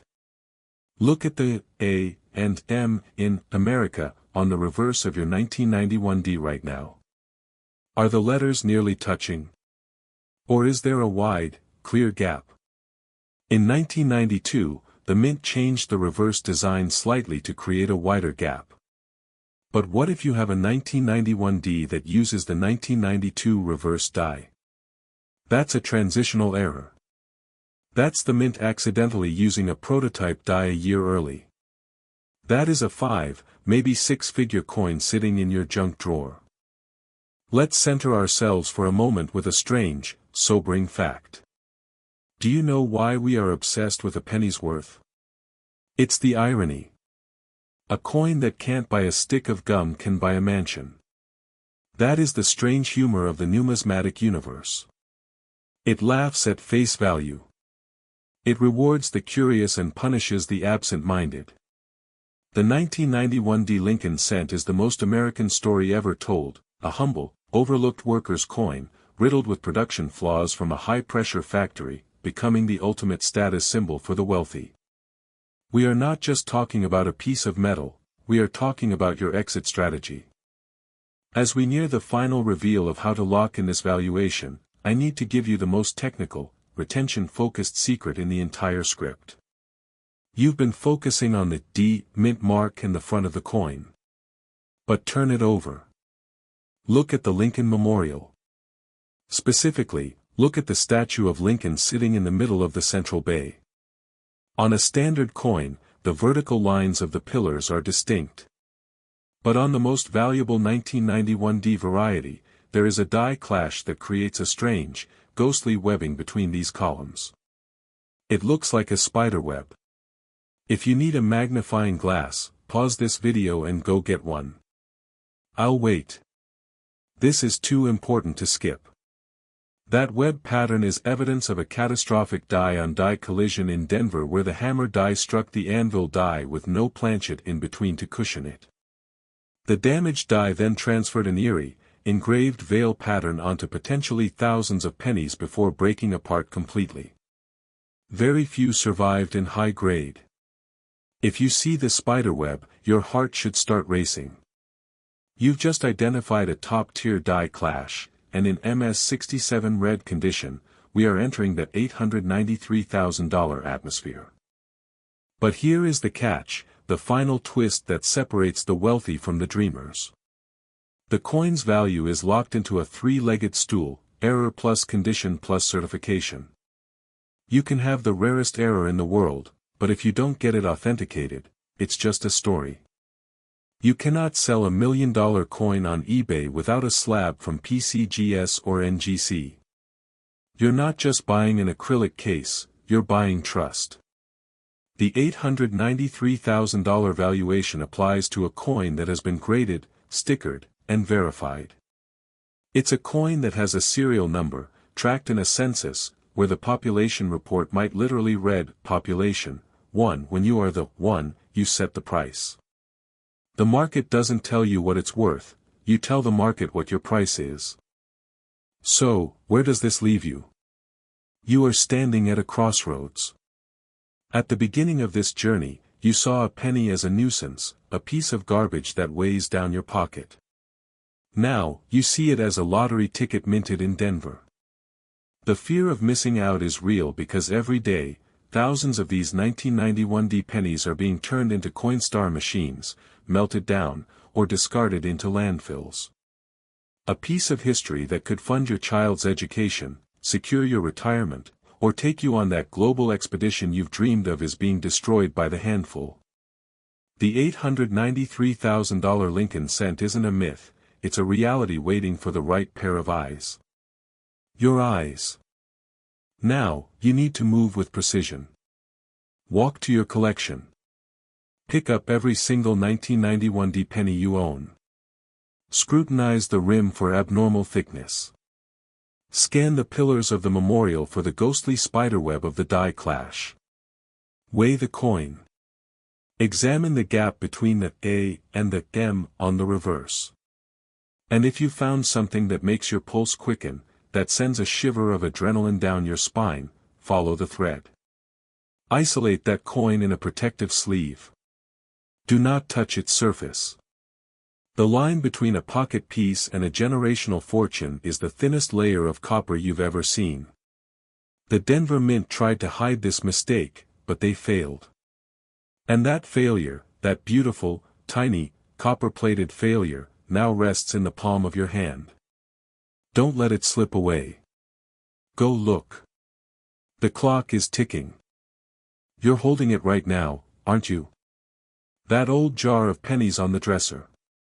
The one your grandfather gave you, still half full of dust and faded copper dreams.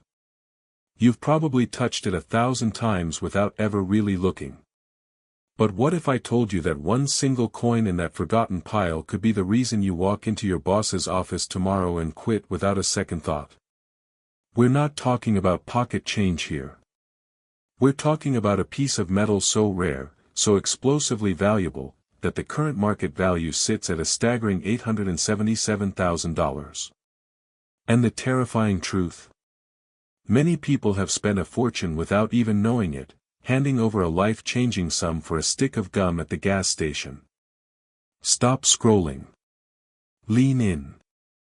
Because by the end of this video, you'll be sprinting to find a magnifying glass, praying that you haven't already let $1 million mistake slip through your fingers.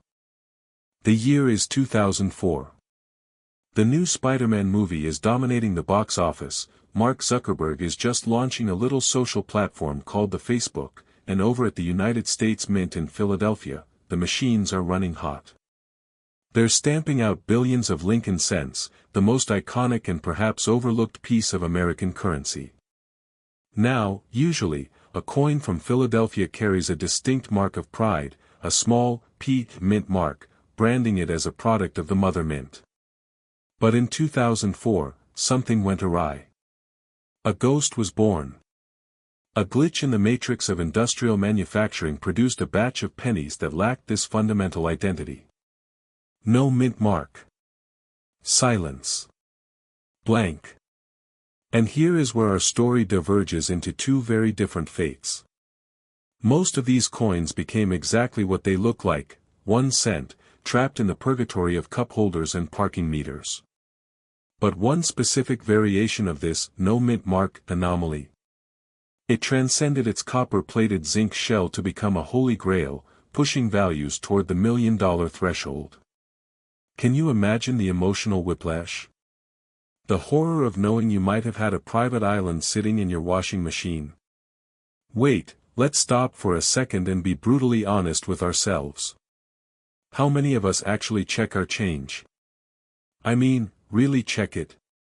We tip waiters with it, we throw it in those charity water jugs, feeling good about our generosity, completely oblivious that we might be donating a sum that could end world hunger in a small village.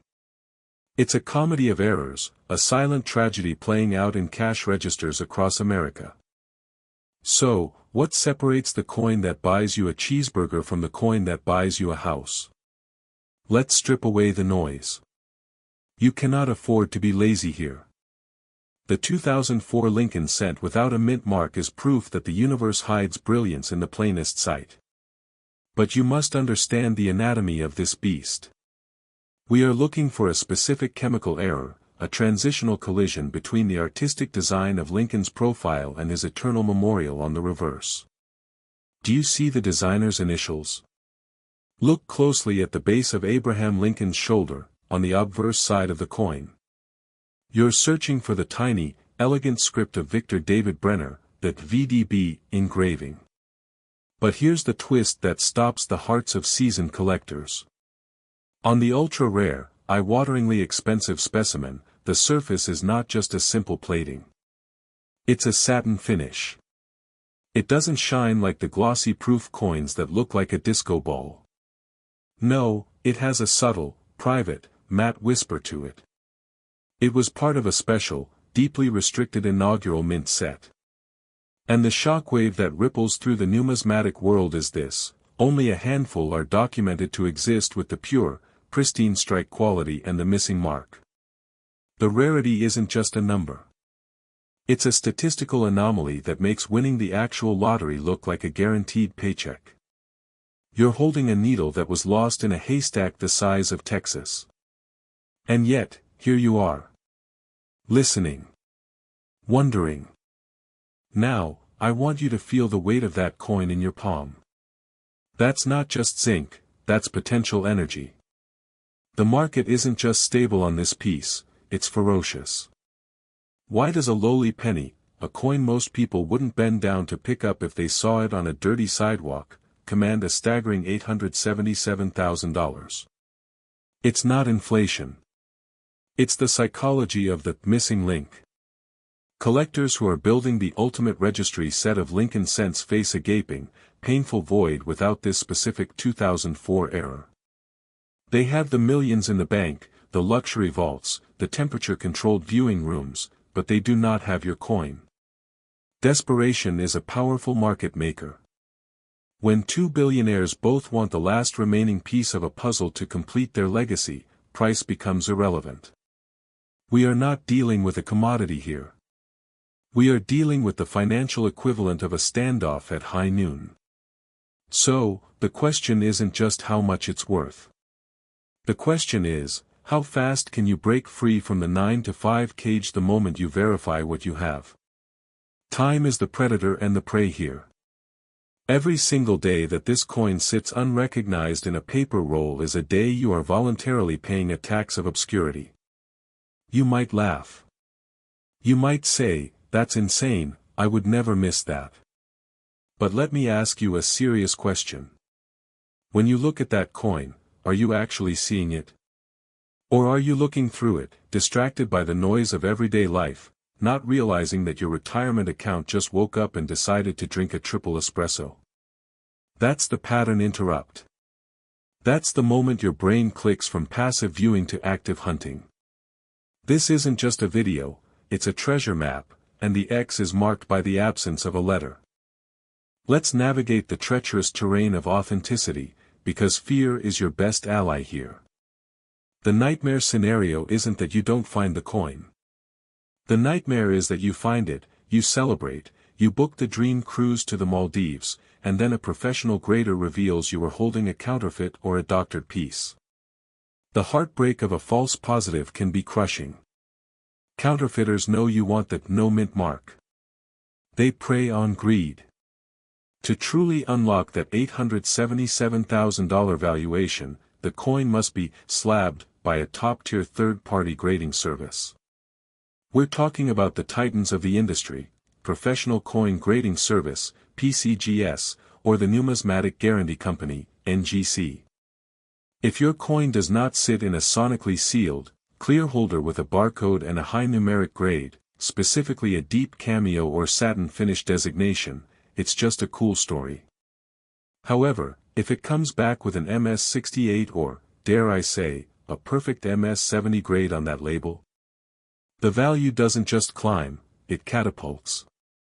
The $877,000 figure isn't pulled from thin air. It represents the peak of auction insanity for a flawless, conditionally unique specimen that caused a bidding war between collectors who refused to lose. It represents a single transaction where someone decided they would rather have your coin than a sprawling estate in the hills. But here's where we turn the corner, and you must listen closely. The idea of wealth isn't just about having a pile of money. It's about the story. It's about the transformation. Imagine, if you will, a crisp autumn morning. You're not slamming the alarm clock, dreading the commute, and gulping down burnt coffee. You're waking up in a Tuscan villa because the air smells like grapes and history. The $877,000 didn't just fill your bank account, it bought back your time. It bought back your life. This is the emotional core of coin collecting that Wall Street will never understand. It's not a bet on a volatile stock that can be manipulated by a tweet. It's a tangible artifact. And the 2004 no-mint mark cent is the ultimate disruptor. It's the underdog. It's the coin that sneered at the pretentious silver dollars and the flashy gold bullion and said, "Watch this."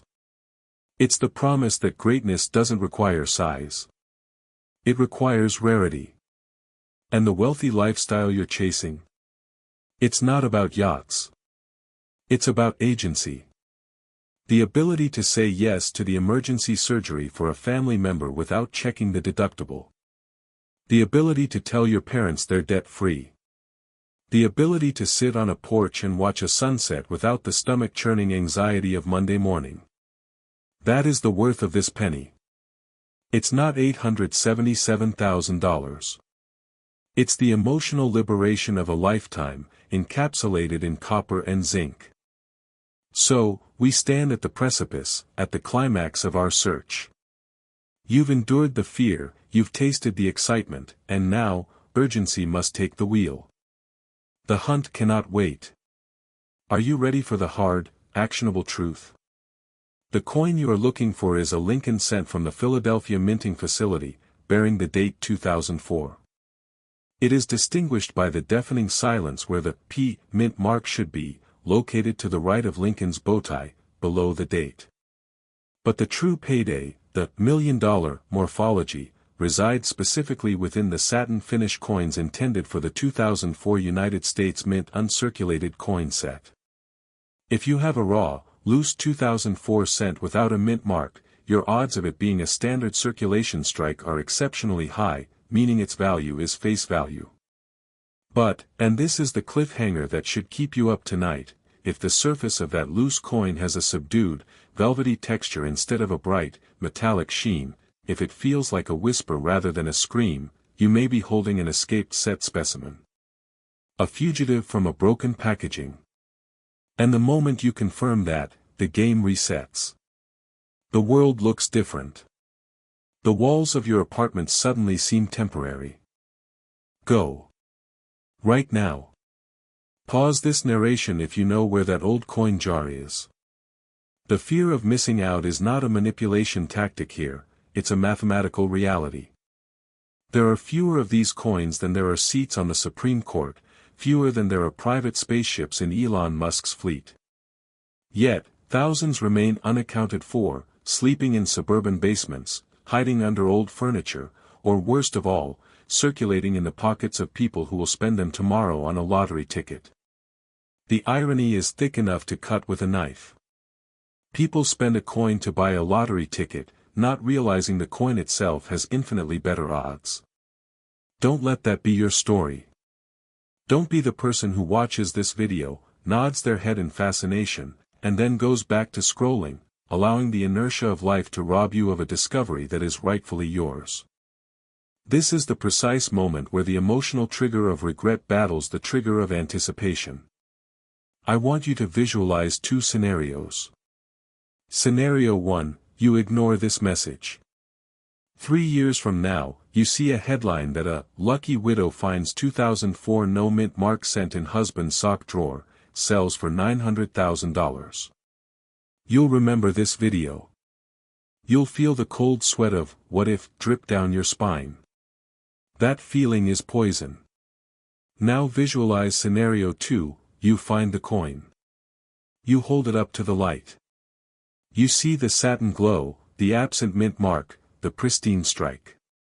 You walk into the coin shop, the dealer's hands start to tremble because he knows he's looking at his retirement too, but yours comes first. The wire transfer hits your account. The financial chains shatter. The weight lifts. The world opens up. That, my friend, is the difference between a video watched and a life lived. The clock is ticking. The hunt is on. The next time you spend a penny, look at it first. Because the change you're carrying might just be the change you've been begging the universe to send you. Don't let it slip away. Have you ever held a penny and felt absolutely certain it was worthless? You might have tossed it into a jar, left it in a parking lot, or used it as a makeshift screwdriver. But what if I told you that a single piece of copper, minted in the year 2014, just a few short years ago, is not only destroying auction records but is currently sitting in a secure vault with a verified market value exceeding $843,000. We are not discussing a coin from the Roman Empire. We are not discussing a colonial artifact. We are discussing a modern Lincoln cent that you could have held in the palm of your hand yesterday. And the only thing separating a worthless piece of pocket change from a life-changing fortune is a microscopic letter stamped on the belly of the coin, the D mint mark. Let's begin by dismantling everything you think you know about the copper-plated zinc discs that clog your car's cup holders. In the numismatic world, value is not defined by age alone, it is defined by the chaos of creation. The Denver Mint in 2014 was a factory of relentless pressure, striking billions of coins for a nation that barely uses physical currency. Within that mechanical symphony of brute force and high-speed stamping, a ghost was born. To understand why this 2014 D Lincoln cent is now valued at nearly $1 million, you have to visualize the sheer velocity inside those walls. The planchets, which are the blank metal discs, are fed into a Schuler press that slams the design with over 60 tons of force, faster than the human eye can track. In that frenzy, an impossible mistake occurred that would take years for the public to notice. It wasn't a double die that you can see with a cheap magnifying glass. It wasn't just a crack. It was a fundamental, catastrophic marriage of incompatible materials. Think about the dread you feel when you check your bank account and see an unexpected zero. Now, invert that feeling into euphoria. A Denver Mint technician, likely exhausted and working a grueling graveyard shift, accidentally loaded a small batch of planchets intended for a completely different coin denomination into the Lincoln cent press. We aren't talking about a different alloy of bronze, we are talking about a planchet meant for silver, or potentially a foreign composition that had been sitting in a contamination bin. When the obverse die featuring the stoic profile of Abraham Lincoln hammered down, it didn't strike a standard copper-plated zinc core. It struck an alien metal. The result is a 2014 penny that doesn't weigh the standard 2.5 grams. It possesses a spectral hue, a white-gray ghost shimmering beneath the thin copper wash, because the core is fundamentally wrong. But here is the terrifying hook, the ticking clock that should make your heart race as you sit there listening. Most of these extreme transitional wrong planchet errors should have been caught. The Mint's quality control sieves are designed to filter out anomalies by weight and electromagnetic signature. The hoppers are calibrated. The riddlers shake out the non-conformers. Yet, a vanishingly small handful, possibly as few as 1 to 3 specimens, escaped the pyre. They were bagged, shipped to armored trucks, and released into the wild banking system of the American West. They have been hiding for over a decade, bypassing bank tellers, Coinstar machines, and grocery store cashiers who mistook the faint silver edge for simple environmental damage. You think a rare coin looks like treasure? It doesn't. It looks like a mistake. It looks like a coin that has been through a washing machine. That dismissive instinct is exactly why you might have spent it on a pack of gum. Now, let's pivot to the emotional core of this hunt, the M on the reverse. We've been conditioned to look at the shield cent reverse, that Union shield with the scroll draped across it, as a boring modern design. But the Grail coin, the specific variant commanding the staggering $843,000 appraisal, compounds the wrong planchet error with a unique ghosted signature. Look closely at the designer's initials, LB, for Lindell base, tucked in the right field. Due to a brief, unauthorized modification of the master hub in Denver, there exists a variant where a phantom letter, M, appears to bleed through the plating near the rim, a ghostly afterimage caused by a clashed die that was polished aggressively but not destroyed. If you find a 2014 D with a silver heavy weight, and you flip it over to see what looks like a subtle, migrating shadow of an M drifting between the shield stripes and the rim, you aren't just holding a car payment. You're holding a seismic anomaly. Let's pause for a moment of brutal honesty. I know what you're thinking, this sounds like a fairy tale. If it's worth $843,000, why haven't I seen it on the nightly news? It's a valid question, and the answer lies in the quiet, secretive nature of high-stakes numismatics. Ultra-high net worth collectors don't advertise their acquisitions.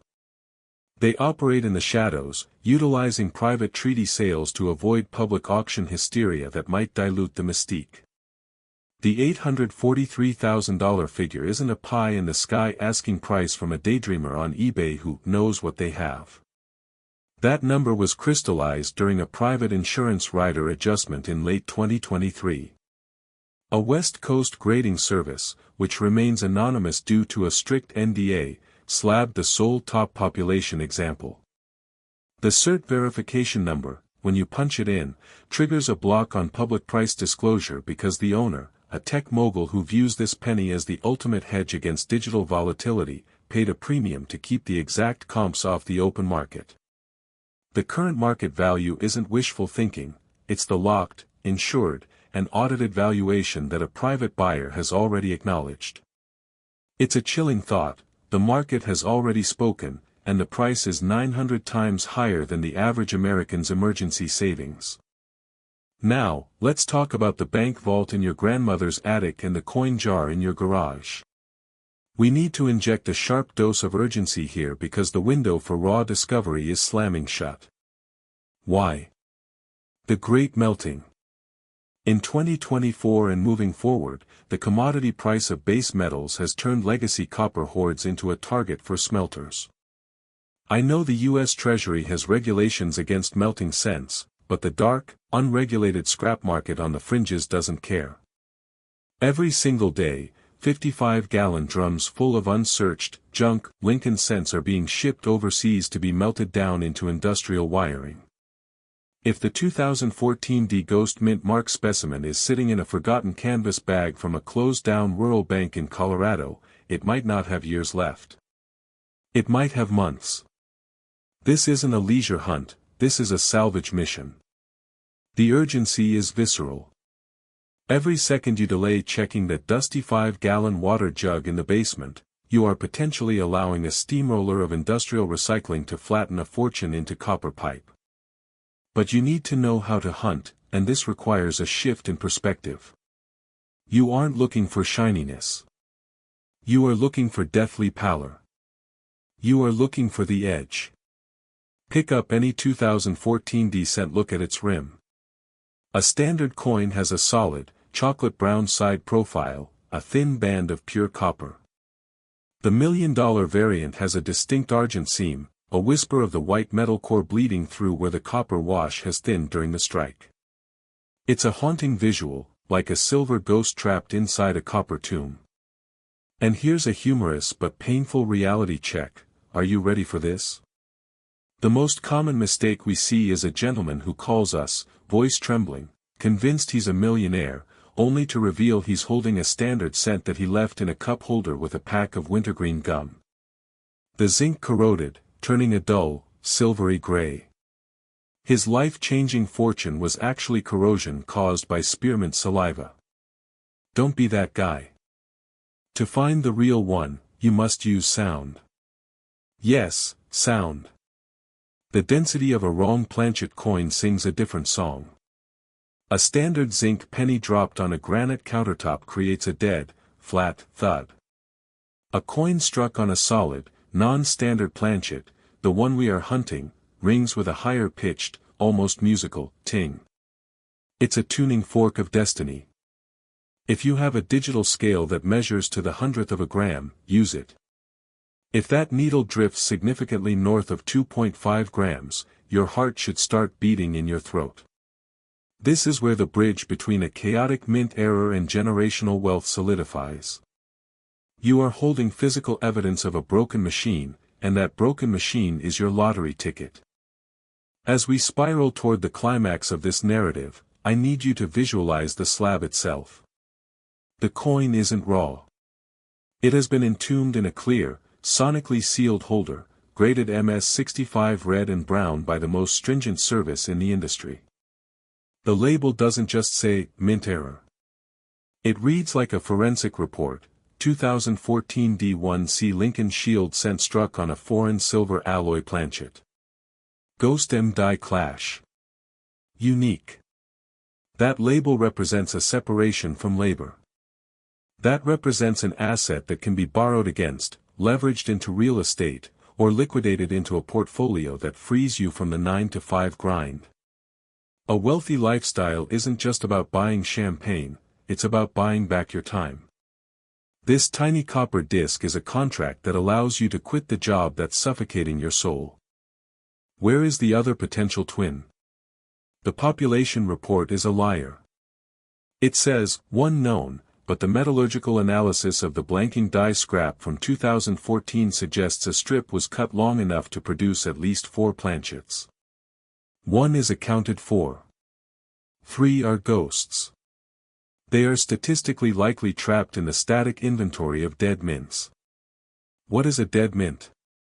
The federal storage vaults that haven't been audited in decades. But there's a slim, tantalizing chance, a cliffhanger that should keep you awake tonight, that a second copy exited through a Denver Federal Reserve cash room. It may have traveled east, sitting dormant during the Great Coin Shortage, only to be coughed up by a bank counting machine in 2024. As we reach the final chapter of this numismatic mystery, I'll leave you with a question that flips the script entirely. We've focused on the Denver Mint's costly mistake, the ghost metal, the phantom letter. But what about the mother mint? What about Philadelphia? Here is the cliffhanger that links your next search to this one. The Denver error happened because of a planchet contamination. But the logbooks of the Philadelphia Mint in late 2013, digitized just last year, mention a high-pressure retrieval of abnormal experimental blanks from the coining department. Not destroyed. Retrieved. Do you understand what that implies? There is a non-zero chance that a 2014 Philadelphia cent, bearing no mint mark, exists with the same alien composition but an even darker strike finish. It would be the shadow twin of the Denver coin. It has never been publicly graded. It has never been sold. But the paperwork ensuring the Denver coin references a theoretical Philadelphia counterpart, with a rider value of $1.2 million. Look at your pennies. Dump them onto the kitchen table right now. Look past the dates and the presidents. Look at the color. Listen to the sound. The difference between a 1-cent piece of scrap and an $843,000 artifact is invisible to the lazy eye. If you find a 2014 D that looks sickly, pale, and carries the faint whisper of a mysterious M, do not clean it. Do not rub it. A single fingerprint of sweat oil can cost you $50,000 in value instantly. Place it in a soft, PVC-free flip, and contact a major numismatic authentication firm immediately. The treasure is out there, hiding in plain sight, masquerading as garbage. The clock is ticking, the smelters are burning, and the banks are circulating their final reserves. You haven't been looking for a coin. You've been looking for an emergency exit disguised as pocket change. Go find it. You're holding a coin right now that could rewrite your entire financial future. And the terrifying thing is, you've probably walked past it 1,000 times. Tucked in a forgotten coffee can. Resting at the bottom of a junk drawer. Maybe even sitting in your car's cup holder as I speak. I'm talking about the 2015 Lincoln cent with the D mint mark. And before you roll your eyes and click away, stop. Because what I'm about to reveal isn't just pocket change. It's a potential retirement plan hiding in plain sight. This isn't about a coin worth a few $100. We're talking about a single penny that has commanded an astonishing $811,000 on the current collector's market, with experts projecting a trajectory that could catapult it into the millions. The question burning in the room right now isn't whether this coin exists. The question is whether you have the knowledge to recognize it before you accidentally spend it on a cup of gas station coffee. Because once that coin slips through your fingers and into circulation, your $1,000,000 ticket vanishes forever. Let that weight settle for a moment. Let the fear of missing out grip you, because it should. Every single day, ordinary Americans unknowingly drop life-changing fortunes into vending machines and tip jars. So now the only thing that matters is this: do you know exactly what to look for? Because by the end of this journey, you will. Let's travel back to the year 2015. Barack Obama occupied the White House, the Dow Jones was climbing, and at the United States Mint facility in Denver, Colorado, massive mechanical presses were slamming down with 60 tons of pressure, churning out billions of identical Lincoln cents. The process was supposed to be flawless. Digital scanners, human quality control inspectors, and precision laser measurements all stood guard against imperfection. But perfection is a myth, isn't it? Inside those granite and steel walls, hidden from the public eye, something went beautifully, catastrophically wrong. It wasn't a dramatic explosion or a screeching halt in production. It was a whisper, a microscopic anomaly that slipped past every single safeguard. And honestly, isn't that always how disaster or destiny begins? Not with a bang, but with a silent, invisible shift. Now, here's a pattern interrupt for you. What's the most expensive mistake you've ever made? A missed flight, a dented fender, perhaps a regrettable fashion choice in the 90s? Whatever it was, I bet you didn't get paid 800 grand for it. The United States Mint did. They created the ultimate mistake, and now a handful of sharp-eyed collectors are laughing all the way to the bank while the rest of the world checks their coin jars with trembling fingers. This Denver error isn't just a coin. It's a physical manifestation of a multi-million-dollar oversight, and the journey to understand its value requires us to strip away the metal and look at the chaos beneath the surface. To understand the psychology of the $1,000,000 penny, you have to erase everything you think you know about money. Our brains are hardwired to ignore small denominations. It's called denomination blindness. You see a cent, your brain registers it as worthless visual noise, a nuisance that weighs down your pocket. This is the very trap that makes the 2015 D so dangerous to the uninformed. The coin relies on your arrogance to stay hidden. You're looking for treasure in chests and safes when it's sitting in the open, dressed in the rags of poverty. The shift from trash to treasure happens in the blink of an eye when you put it under a microscope. We are looking for what numismatists refer to as the ghost strike, a highly specific planchet error or a catastrophic die marriage break that technically shouldn't exist in the modern minting era. Imagine a pristine mirror. Now, drop a stone onto it. The spiderweb of cracks that shatters the reflection, that's your ordinary damaged coin. Worthless. Now, imagine that instead of shattering, the glass itself warps into a perfect, three-dimensional image without a single crack. That's a true mint error. The Denver 2015 anomaly involves a fundamental breakdown in the molecular bonding of the copper-plated zinc planchet, sometimes coupled with a misaligned die that created a doubling effect so dramatic it looks like the coin is vibrating in a parallel dimension. It's not just a scratch. It's a physics-defying artifact. Now, I want you to feel the tension.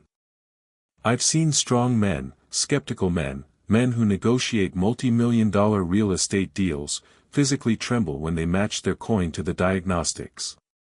It's a visceral, gut-wrenching mix of excitement and terror. The excitement of, what if, and the terror of, what if I'm too late to sell it? That brings us to the precipice of a financial cliff we all stand upon. The collector economy. The market doesn't care about the metal content. 5 grams of zinc and copper are worth roughly half a cent. The market is buying a story, a scarcity, and a status symbol. Currently, the Grail specimen of the 2015 D Lincoln cent holds a verified valuation of $811,000. But a valuation is just a snapshot of yesterday. It is not the ceiling. It is the floor. As the baby boomer generation looks to cement their legacies and the Gen X wealth managers look for tangible, visceral assets away from the volatile swings of cryptocurrency, the physical coin market is entering a renaissance. They aren't making any more 2015 pennies. The population of the era is static, or worse, it's shrinking as coins are lost to house fires, or, and I shudder to think about this, being run through a Coinstar machine at a supermarket to get a $20 Amazon gift card.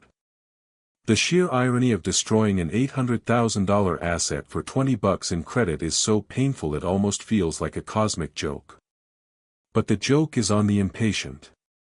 Let's pause here for a moment of brutal honesty.